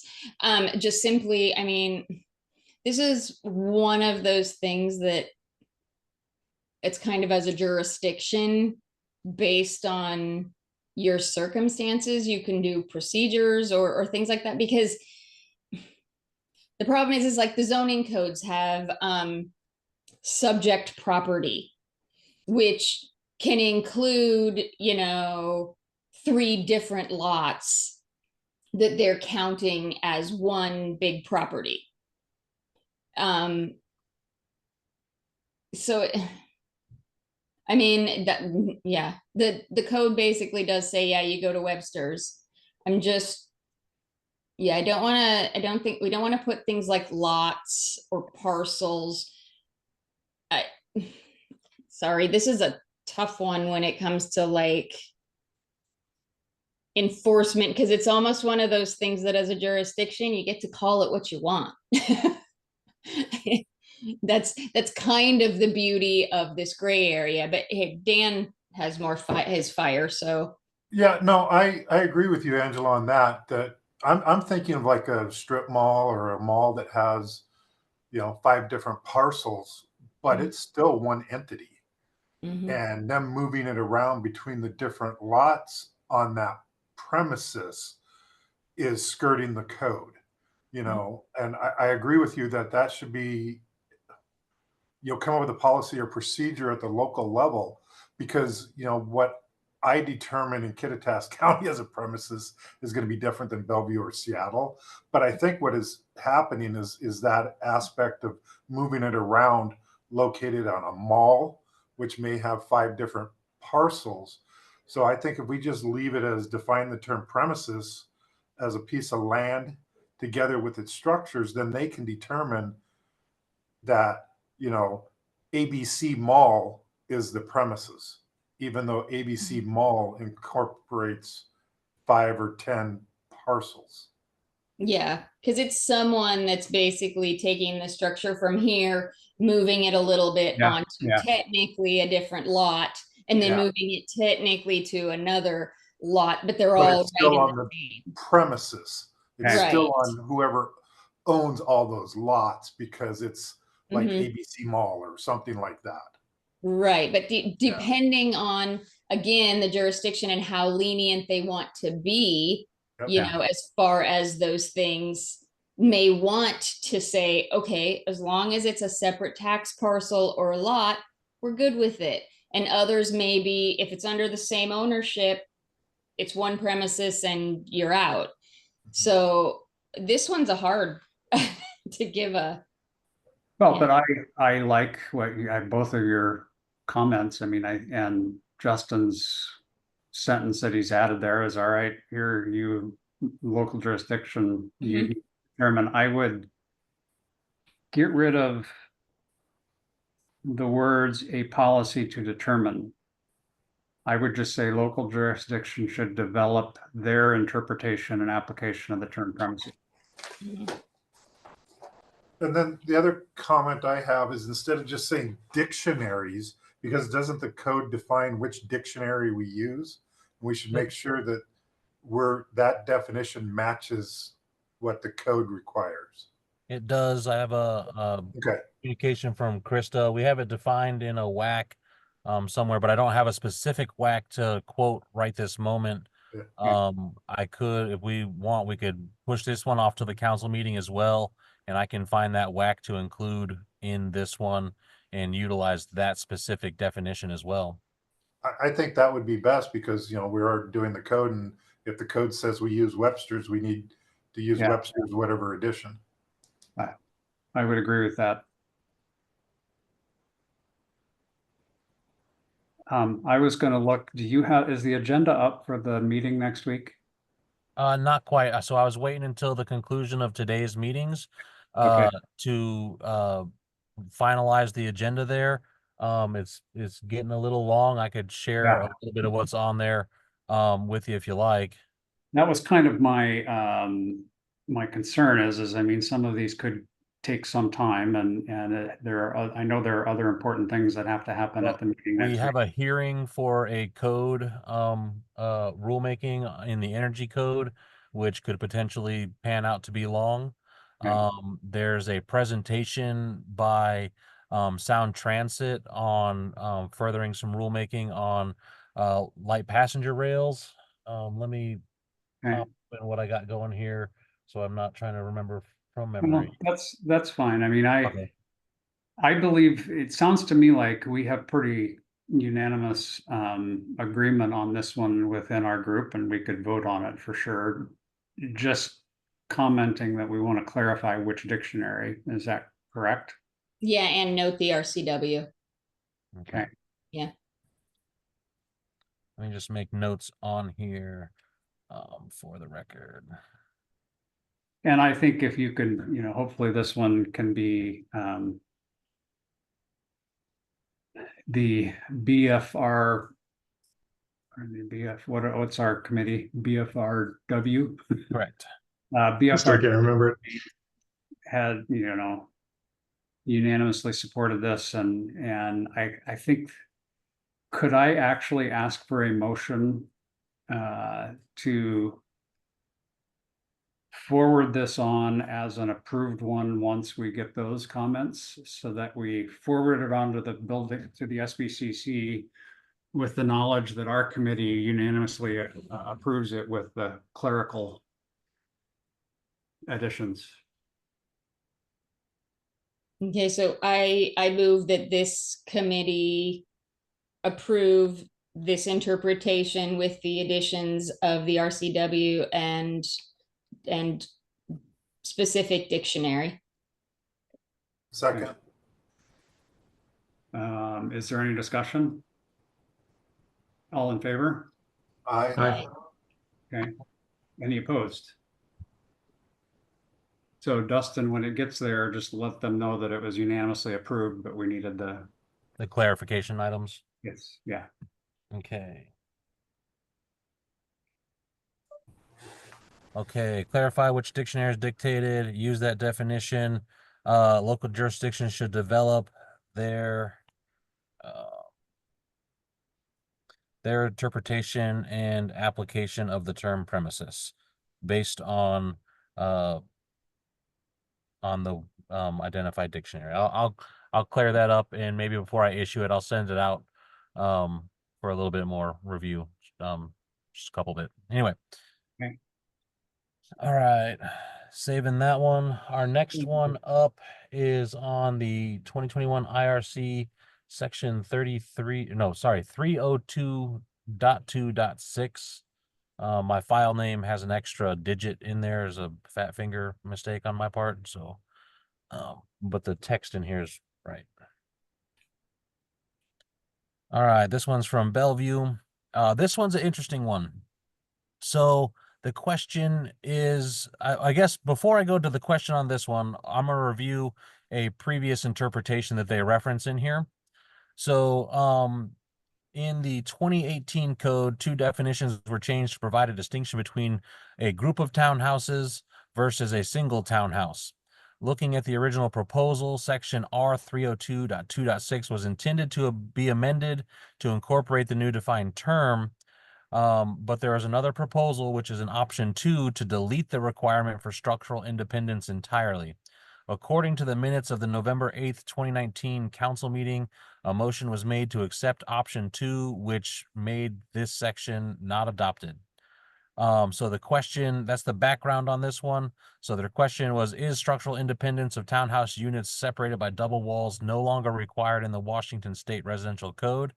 It appears to be the intent of the IRC using section 302.2.6 and the definition of townhouse in the model code.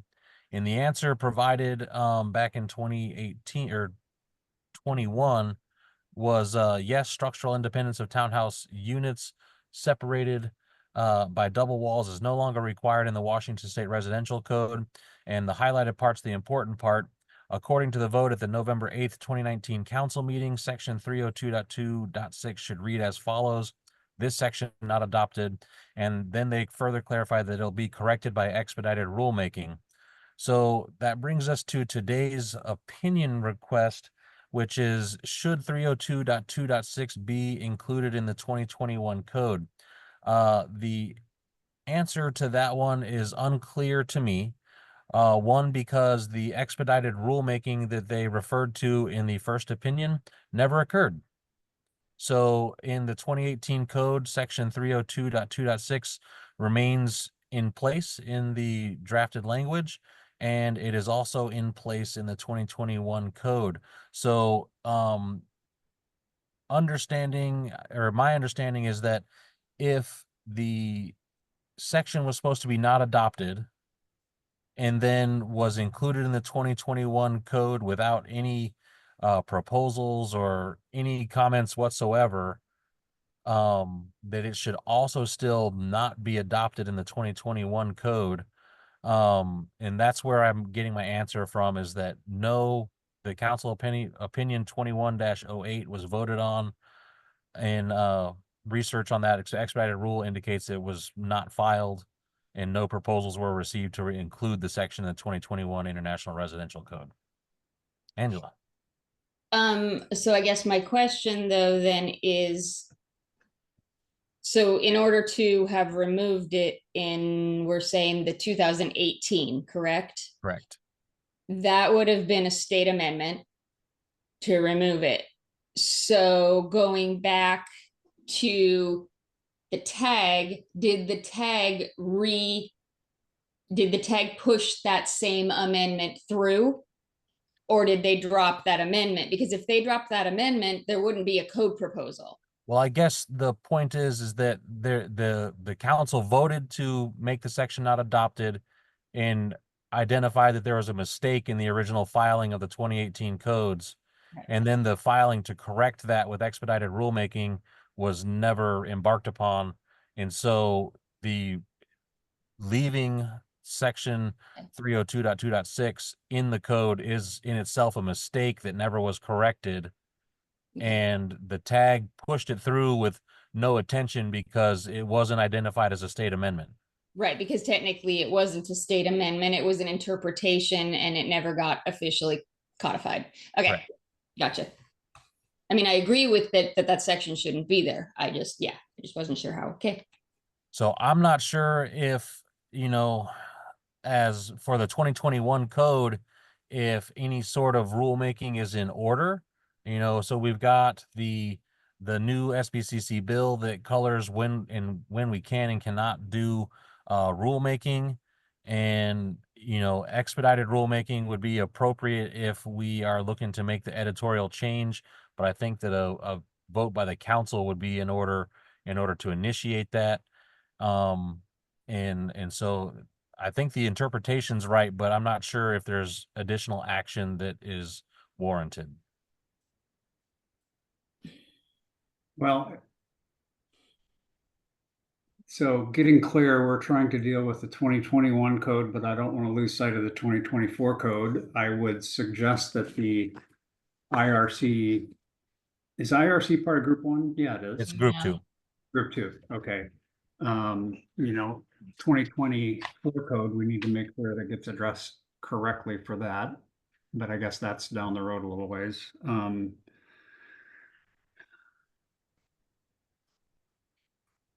Yeah, I think that the proper thing would be for the council, the full council, to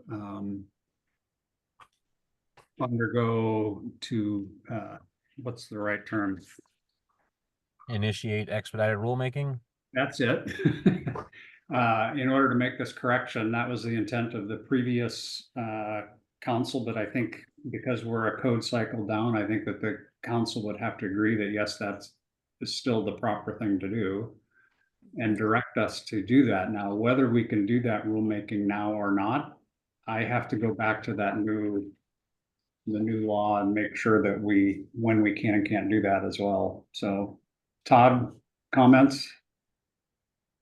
Yeah, I guess I wonder if that's the correct interpretation of the legal interpretation of our process. Seems to me like the 2021 process would have wiped out anything that if it wasn't rolled into there. So I kind of wonder if that's really true. If any action taken on the 2018 is really and wasn't filed is relevant.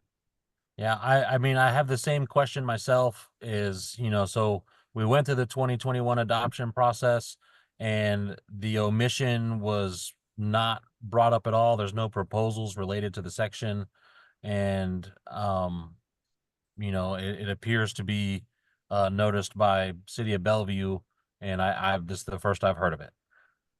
So in the 2021 code, section 302.2.6 is part of the code. Yes.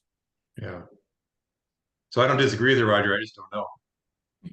Yeah, and I think that this is a case where it was the intent of the previous code cycle to not adopt that section.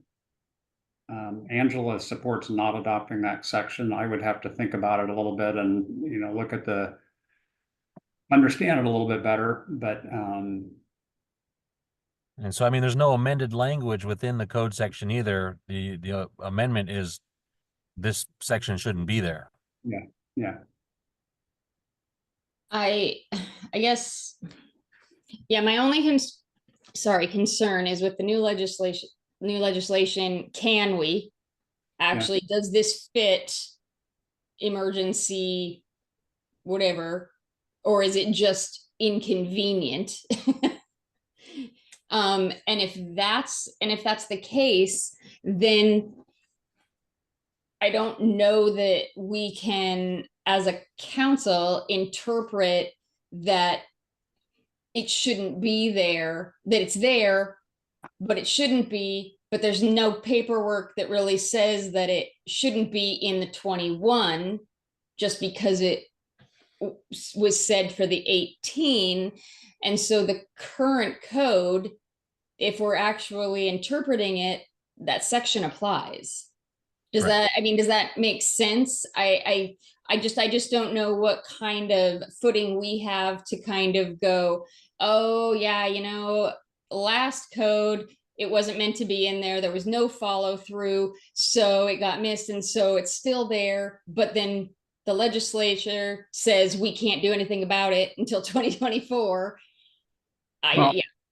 Angela, I would respond. I think that and I would have to confirm with the new the new law as well, but I believe we can do emergency rulemaking. I think that there's a certain time frame when we can do that, and I think it's from 12 to 18 months. And Oh, well, that'll be an intervening code cycle. Emergency we can do as long as we have that 2/3 vote and we've made the determination that there's an emergent Okay, situation. so as the structural engineering representative, I would say, and particularly trying to make sure with all of the concern about making construction of housing units more expensive, Mhm. requiring that each townhouse unit is structurally independent would add cost. Mhm. So I think that it is an emergency and it should be addressed by the council. And so if this I think this should be brought up to the council, and I think that we should get the 2/3 vote, and I think we should move towards emergency rulemaking. Mhm. That's what I believe. And then Go ahead. in order to carry an emergency rule through for the remainder of the 2021 cycle, we would have to refile it again, and we'd have to embark on normal rulemaking as well to be legally allowed to refile a rule on the same topic. Mhm. And so I think that we might still find our hands tied on that venue as well. But I think that this warrants a conversation with Dirk, Yeah. and then we can present that to the council at next Friday. Another heads up, Dirk won't be available for that meeting as well. But I think Dave Merchant is going to be available for that one. Okay. So we should still have some legal counsel available. So I'll run this up the flagpole to Dirk, and then if we bring somebody else to the table, they'll be also knowledgeable on the application. So Just out of curiosity, I don't practice in the IRC. How are jurisdictions interpreting this right now? Are some jurisdictions?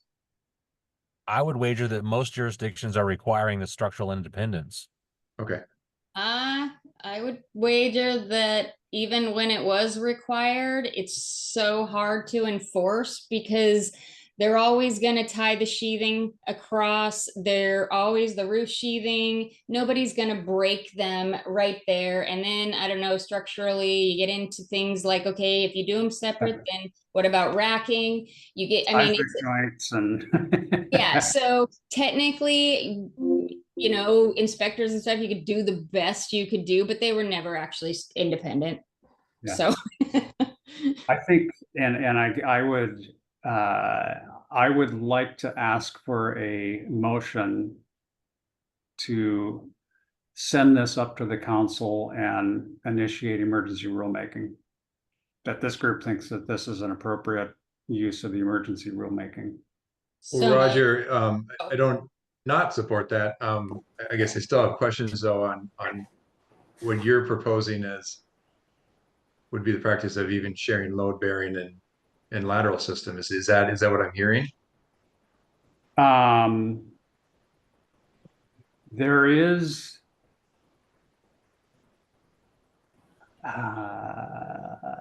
I would have to dig into that thought if we are. I don't believe that we normally we do not normally share load bearing.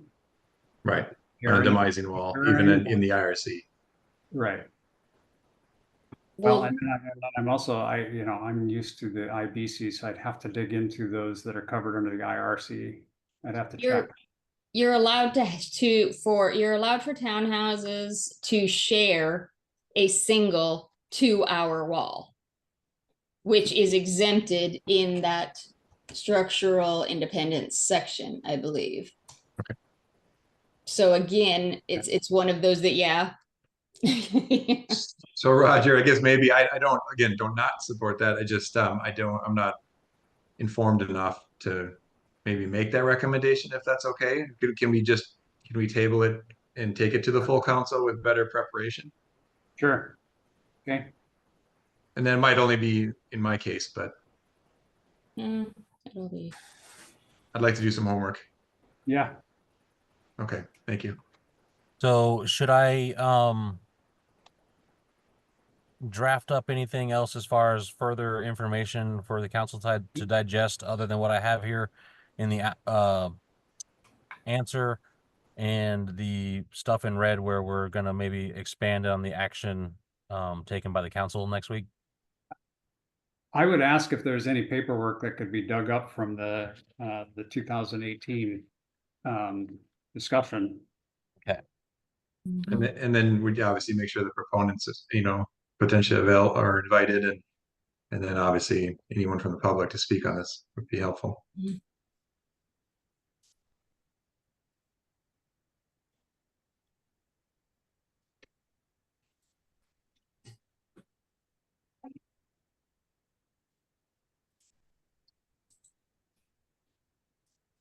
Okay, so I'm going to look up on the paperwork for the 2028 or 2018 opinion, and I'm also going to look into the 2021 rulemaking documentation to see if there's anything specific there. But in the preliminary search I conducted, I didn't find anything for 2021 rulemaking on it, but I didn't dig back to the opinion documents. Okay. So then this one is tabled for now. And then this next one is there's a larger topic at hand here. There's a petition coming to the council at this next meeting as well. No action on the petitions allowed per the new SBCC rule, but they're looking to make some changes to the provisions for adult family homes. And but we have an interpretation on R101.2 for scope, specifically the exceptions that mention the term care facility. So Angela and I have had some conversations with some interested parties from the adult family home side of things from DSHS. I have 2 jurisdictions sponsoring the opinion I got Cowlitz County and the city of Mount Vernon asking for the opinion. And it boils down to, is an adult family home considered a care facility in the context of R101.2 exceptions 4, 5, and 6, whereby automatic fire sprinklers would be required? And my answer I have drafted with a lot of input from Angela is no. Adult family homes are included in R101.2, the main body, the scope, and do not require the use of one of the exceptions. Further, Washington State has created an entire code section specifically addressing adult family home requirements, section R330. If sprinklers were intended, they would be included in R330 with the other special requirements. And so I will now pull up the 101.2 section.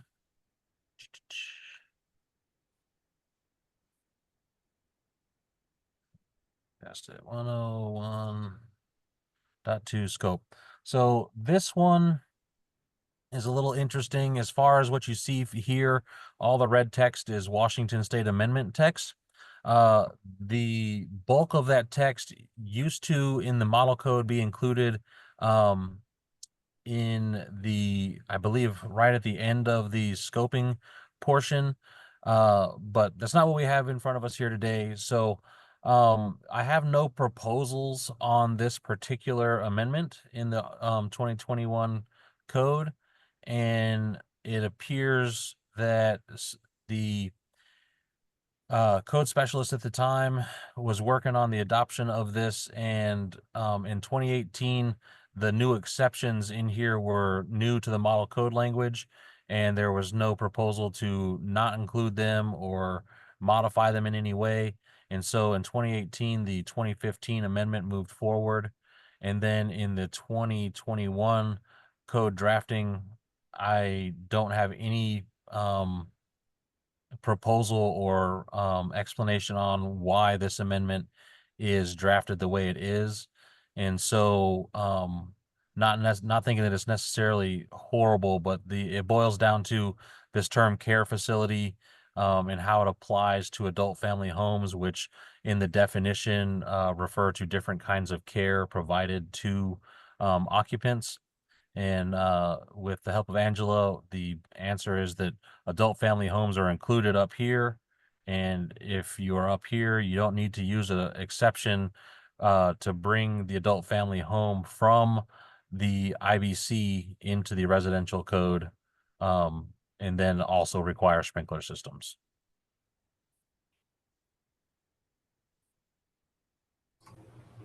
I have a quick question because I'm not good with the IRC, but what is the definition of an adult family home?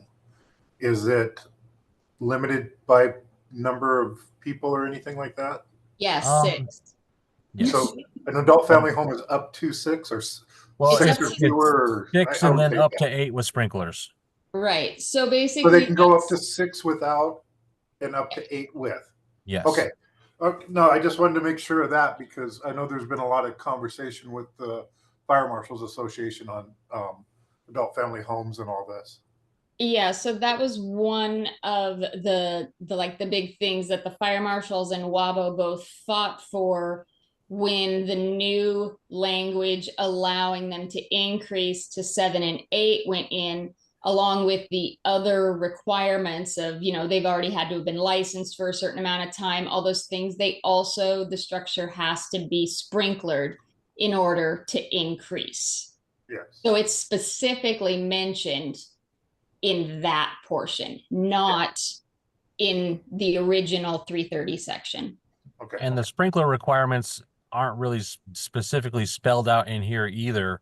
You got the RCW 70-128-066 where they do spell out sprinkler requirements. And then if we go back to the scoping or the definition, I'm sorry, I was already there. Mhm. If we go back to the scope, where am I trying to? 1.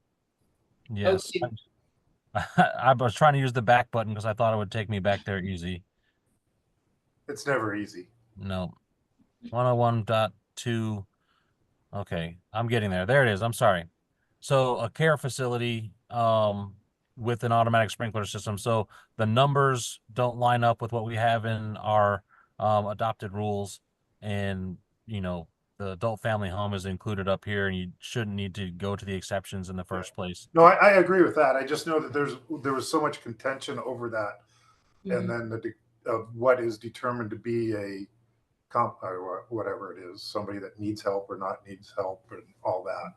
I personally think that this section needs some work because I think that in Washington, any care facility is typically licensed by DSHS, but I'm not the expert on licensing requirements for those types of facilities in Washington, but it seems to be that way. Angela? So, yeah, so the background on this is that those exceptions did go into the model code in, I think it was like, what was it? Was it 2018? 2018. Yeah. Okay. But, and they don't, the only reason they look different and are red is because we had to add back in the sprinkler requirement that the actual base code already has, but Washington, we took out the requirement for all IRC structures to be sprinklered. So basically those read the same as sort of they would, but Washington State created the adult family homes. The base code does not have that as a section. It doesn't have it as a term. It doesn't, you know, it's not there. And we added that. So the base code, the reason that those exceptions got put in is that Push they, this everywhere. yeah, they're referring to what they said country. Normally small care facilities of 5 or less don't necessarily require licensing, and they wanted people to be able to have those in a residential structure. So they're small enough normally in the country that they don't require licensing. And so that's why they went there into the code. And then for us, we created a whole different use of adult family homes that's outside of what the IBC kind of shows under the R3. And so that's because the definition, it's 6 or fewer. So it's not, it doesn't fit into that care facilities of 5 or fewer. Because this basically, if you were calling it a care facility, you would say, okay, if you do an adult family home for 4, you have to sprinkler it. But if you do adult family home for 6, you don't. So, but it's still under the IRC. So, I mean, there's just, it's little nuances that need to kind of be cleaned up, in my opinion, just because, again, we introduced a term and it didn't fit real pretty in there.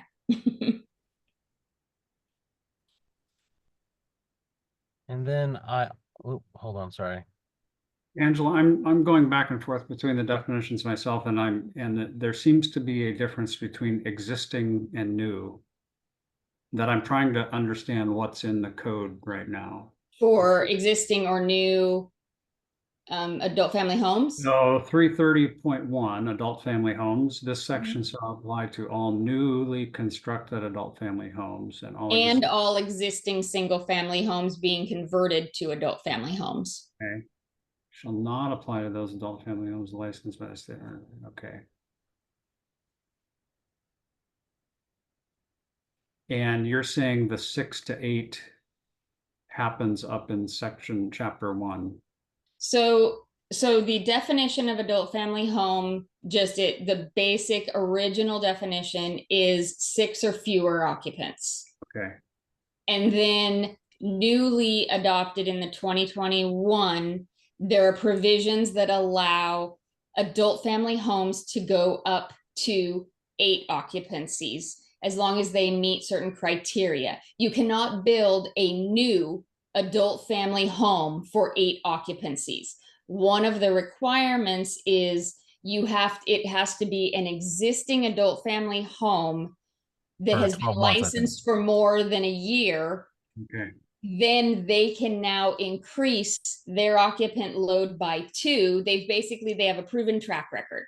So they can now increase their occupancy by 2, but one of the requirements for that is that the structure has to be sprinklered. So if they built it new and they sprinklered it in preparation, then they're great. If it's an existing that is for 6 and they want to increase it to 8, they're going to have to retrofit. Okay. Yeah. I got it. Great explanation, Angela. I appreciate it. Mm-hmm. I also have one of the proponents of the opinion here today was not able to be here at the meeting, so they submitted some comment via letter, and I let them know that I would read it to the group here today. And so if it pleases the group, I would like to go ahead and read that comment letter to you guys. Go for it. Okay, I'm gonna put it up on screen. This is from John Ficker. He's with the Adult Family Home Council, and he addresses this to the BFRW committee. I'm writing to express my report for the opinion regarding adult family homes not being required by building code to have automatic fire sprinklers. The opinion forwarded correctly identifies adult family homes are not a care facility, but rather in accordance with RCW 70.128, the residential use of property as adult family homes provide home and community-based housing and care to elderly and disabled adults. The proper authority to regulate the requirements for an adult family home is the Washington State Department of Social and Health Services. The staff that oversee the policy and licensing have also reviewed and concur with this opinion. Adult family homes are now and will continue to be a needed resource across Washington. Our state projects that the population over the age of 85 will quadruple over the next 25 years. As the number of skilled nursing facilities and assisted living facilities decreases, adult family homes are the only growing option to help meet this need. Correcting this misunderstanding in code will avoid unintended delays to these needed resources. Thank you for the opportunity to comment. I'm glad to make myself available for any questions or further discussion if requested. John Ficker. Okay. And just to be clear on this, jurisdictions can, under the sprinkler ordinances that we're allowed to do, they can adopt ordinances that may require adult family homes to be sprinklered. So they can do that on a jurisdictional basis, but as far as base code, or as far as Washington code, this is what it specifically says, in my opinion. Okay. Well, I, for one, after the conversation, agree with the answer. So I believe we are ready to have a motion to approve the answer as shown. Okay, I have so a motion. moved. So moved. Do I have a second? Todd, I'll second. Thanks, Todd. Is there any additional discussion? Hearing none, all those in favor say aye. Aye. Aye. Any opposed? Okay, the motion passes. So that is the agenda item number 7, that brings us to item number 8, which is other business. Does anybody have any other business? I think that it would be good, Dustin, to kind of reiterate something that came up at our IBC tag meeting yesterday. For Angela and Dan, we discussed, there was some conversation in our IBC tag about, given the new legislation, what changes are the tags allowed to do to proposals? With or without the approval of the proponents. So what we asked to be included when the SBCC takes all of the code change proposals and officially directs them back to the tags, that the council includes some clarification or interpretations for the tag of the new law. So it's clear that each tags understands exactly what they can and cannot do, given the new law. So I hope that will be part of the conversation and the direction at the council meeting next week, which I won't be at either. But so, Angela, comments? So I'm not sure if does the new legislation actually address changes the tag can make? Or, because I know there's been a lot of concern about the new legislation, and the way it's worded basically says that if a proposal doesn't get through the tag, so if the tag doesn't approve it, the full council does not have the option or opportunity to consider those. Does that make sense? Where I guess it used to be that the tag would put together a report that would also include proposals that didn't get approved or that were close or something like that. And the council could actually then discuss them and make determinations, you know, sort of in addition to what the tag did. But the new legislature says, no, if it doesn't pass through the tag with a majority vote, then it Guys, cannot be considered by the council. I think that we need to get more legal interpretation on that particular provision. One thing I would like to say is, speaking with Krista about what has happened in the past with tag work on proposals. One of the items we talked about yesterday was, can they make amendments to proposals without support of the proponent? And I voiced, you know, my interpretation on that was that no, they can't. But Krista has said that in the past, the tag can make modifications to the proposal without necessarily having the consent of the proponent, but that in the past, in a few occasions, the proponent has withdrawn the proposal, therefore killing it in that fashion.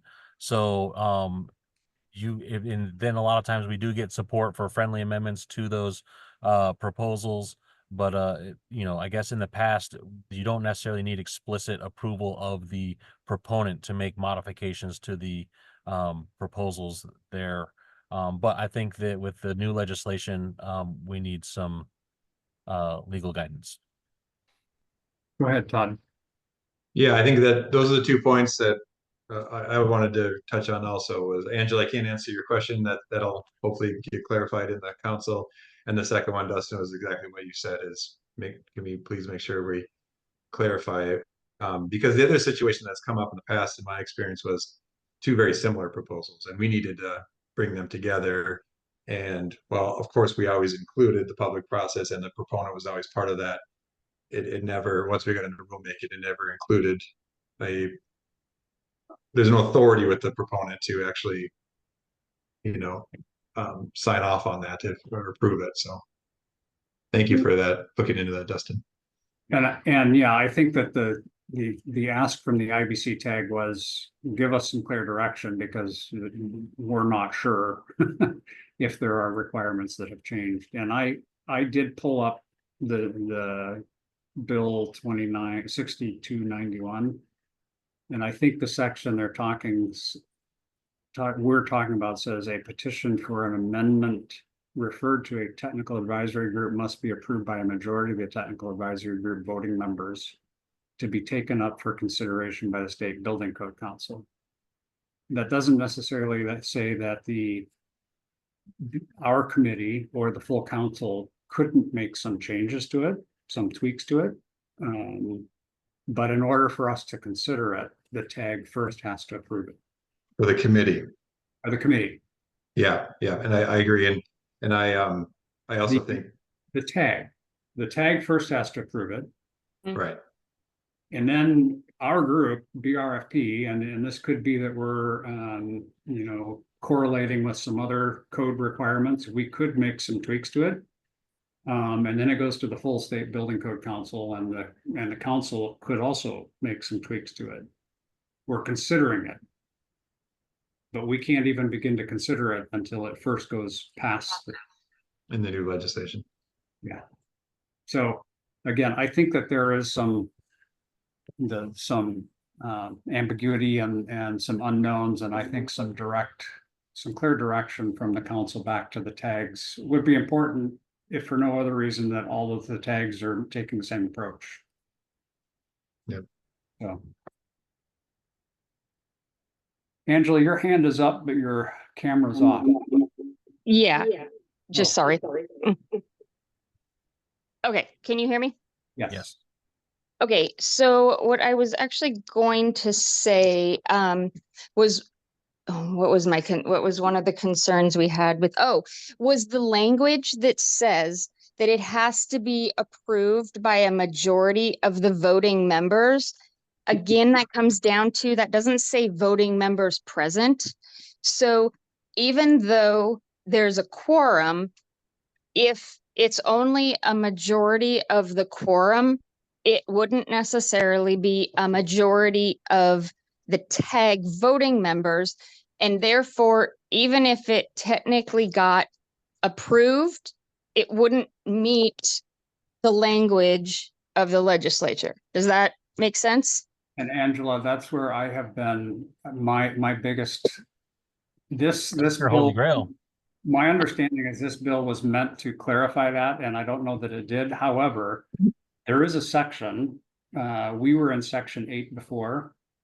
In section 9 down below, it says approval, approved or adopted unless otherwise defined or otherwise indicated by context means an affirmative vote by a majority of voting members of the council, committee, or advisory group present at the time of the vote. Okay. So I would almost have to ask Dirk to say, you know, looking at item 3 that I read to begin with, and then section 9, item 2, what is the right interpretation? I think my personal interpretation would be looking at section 9, item 2, that says it's the majority of the voting members present, but it is ambiguous. So. Yeah, that's just something that should be clarified. Yeah. Yeah.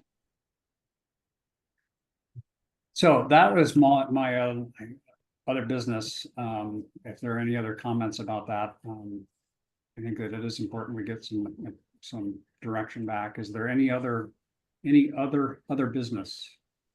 Just one final note on that, if I may, Dustin, it'd also be helpful just to, you know, revisit, especially for new council members, where the code writing piece of that happens. Should it be at the tag? Should it be staff supported at the committee or council level? You know, so I think this would be helpful to revisit before we enter into this. When you say code writing, you mean like language drafting for what is actually contained? Right, just because some proposals come in with, you know, informed code writers with experience. Some come in sometimes in kind of just general language, right? And we have to, you know, convert that. Where does that actually happen in the process? Yeah. Okay. Or is some of it after adopted, right? So hopefully not, because it's going to go into rulemaking, right? Yeah, but it even taught, I mean, it happens after the CR 102 gets filed too, right? We clarify Yep. it, say, oh, okay, and public comment, and so we may make some tweaks given the public comment before the 103 is filed, so. Yeah, I think I did have a couple questions from new TAG members, and they're completely fair, and I don't want to gloss over them. So.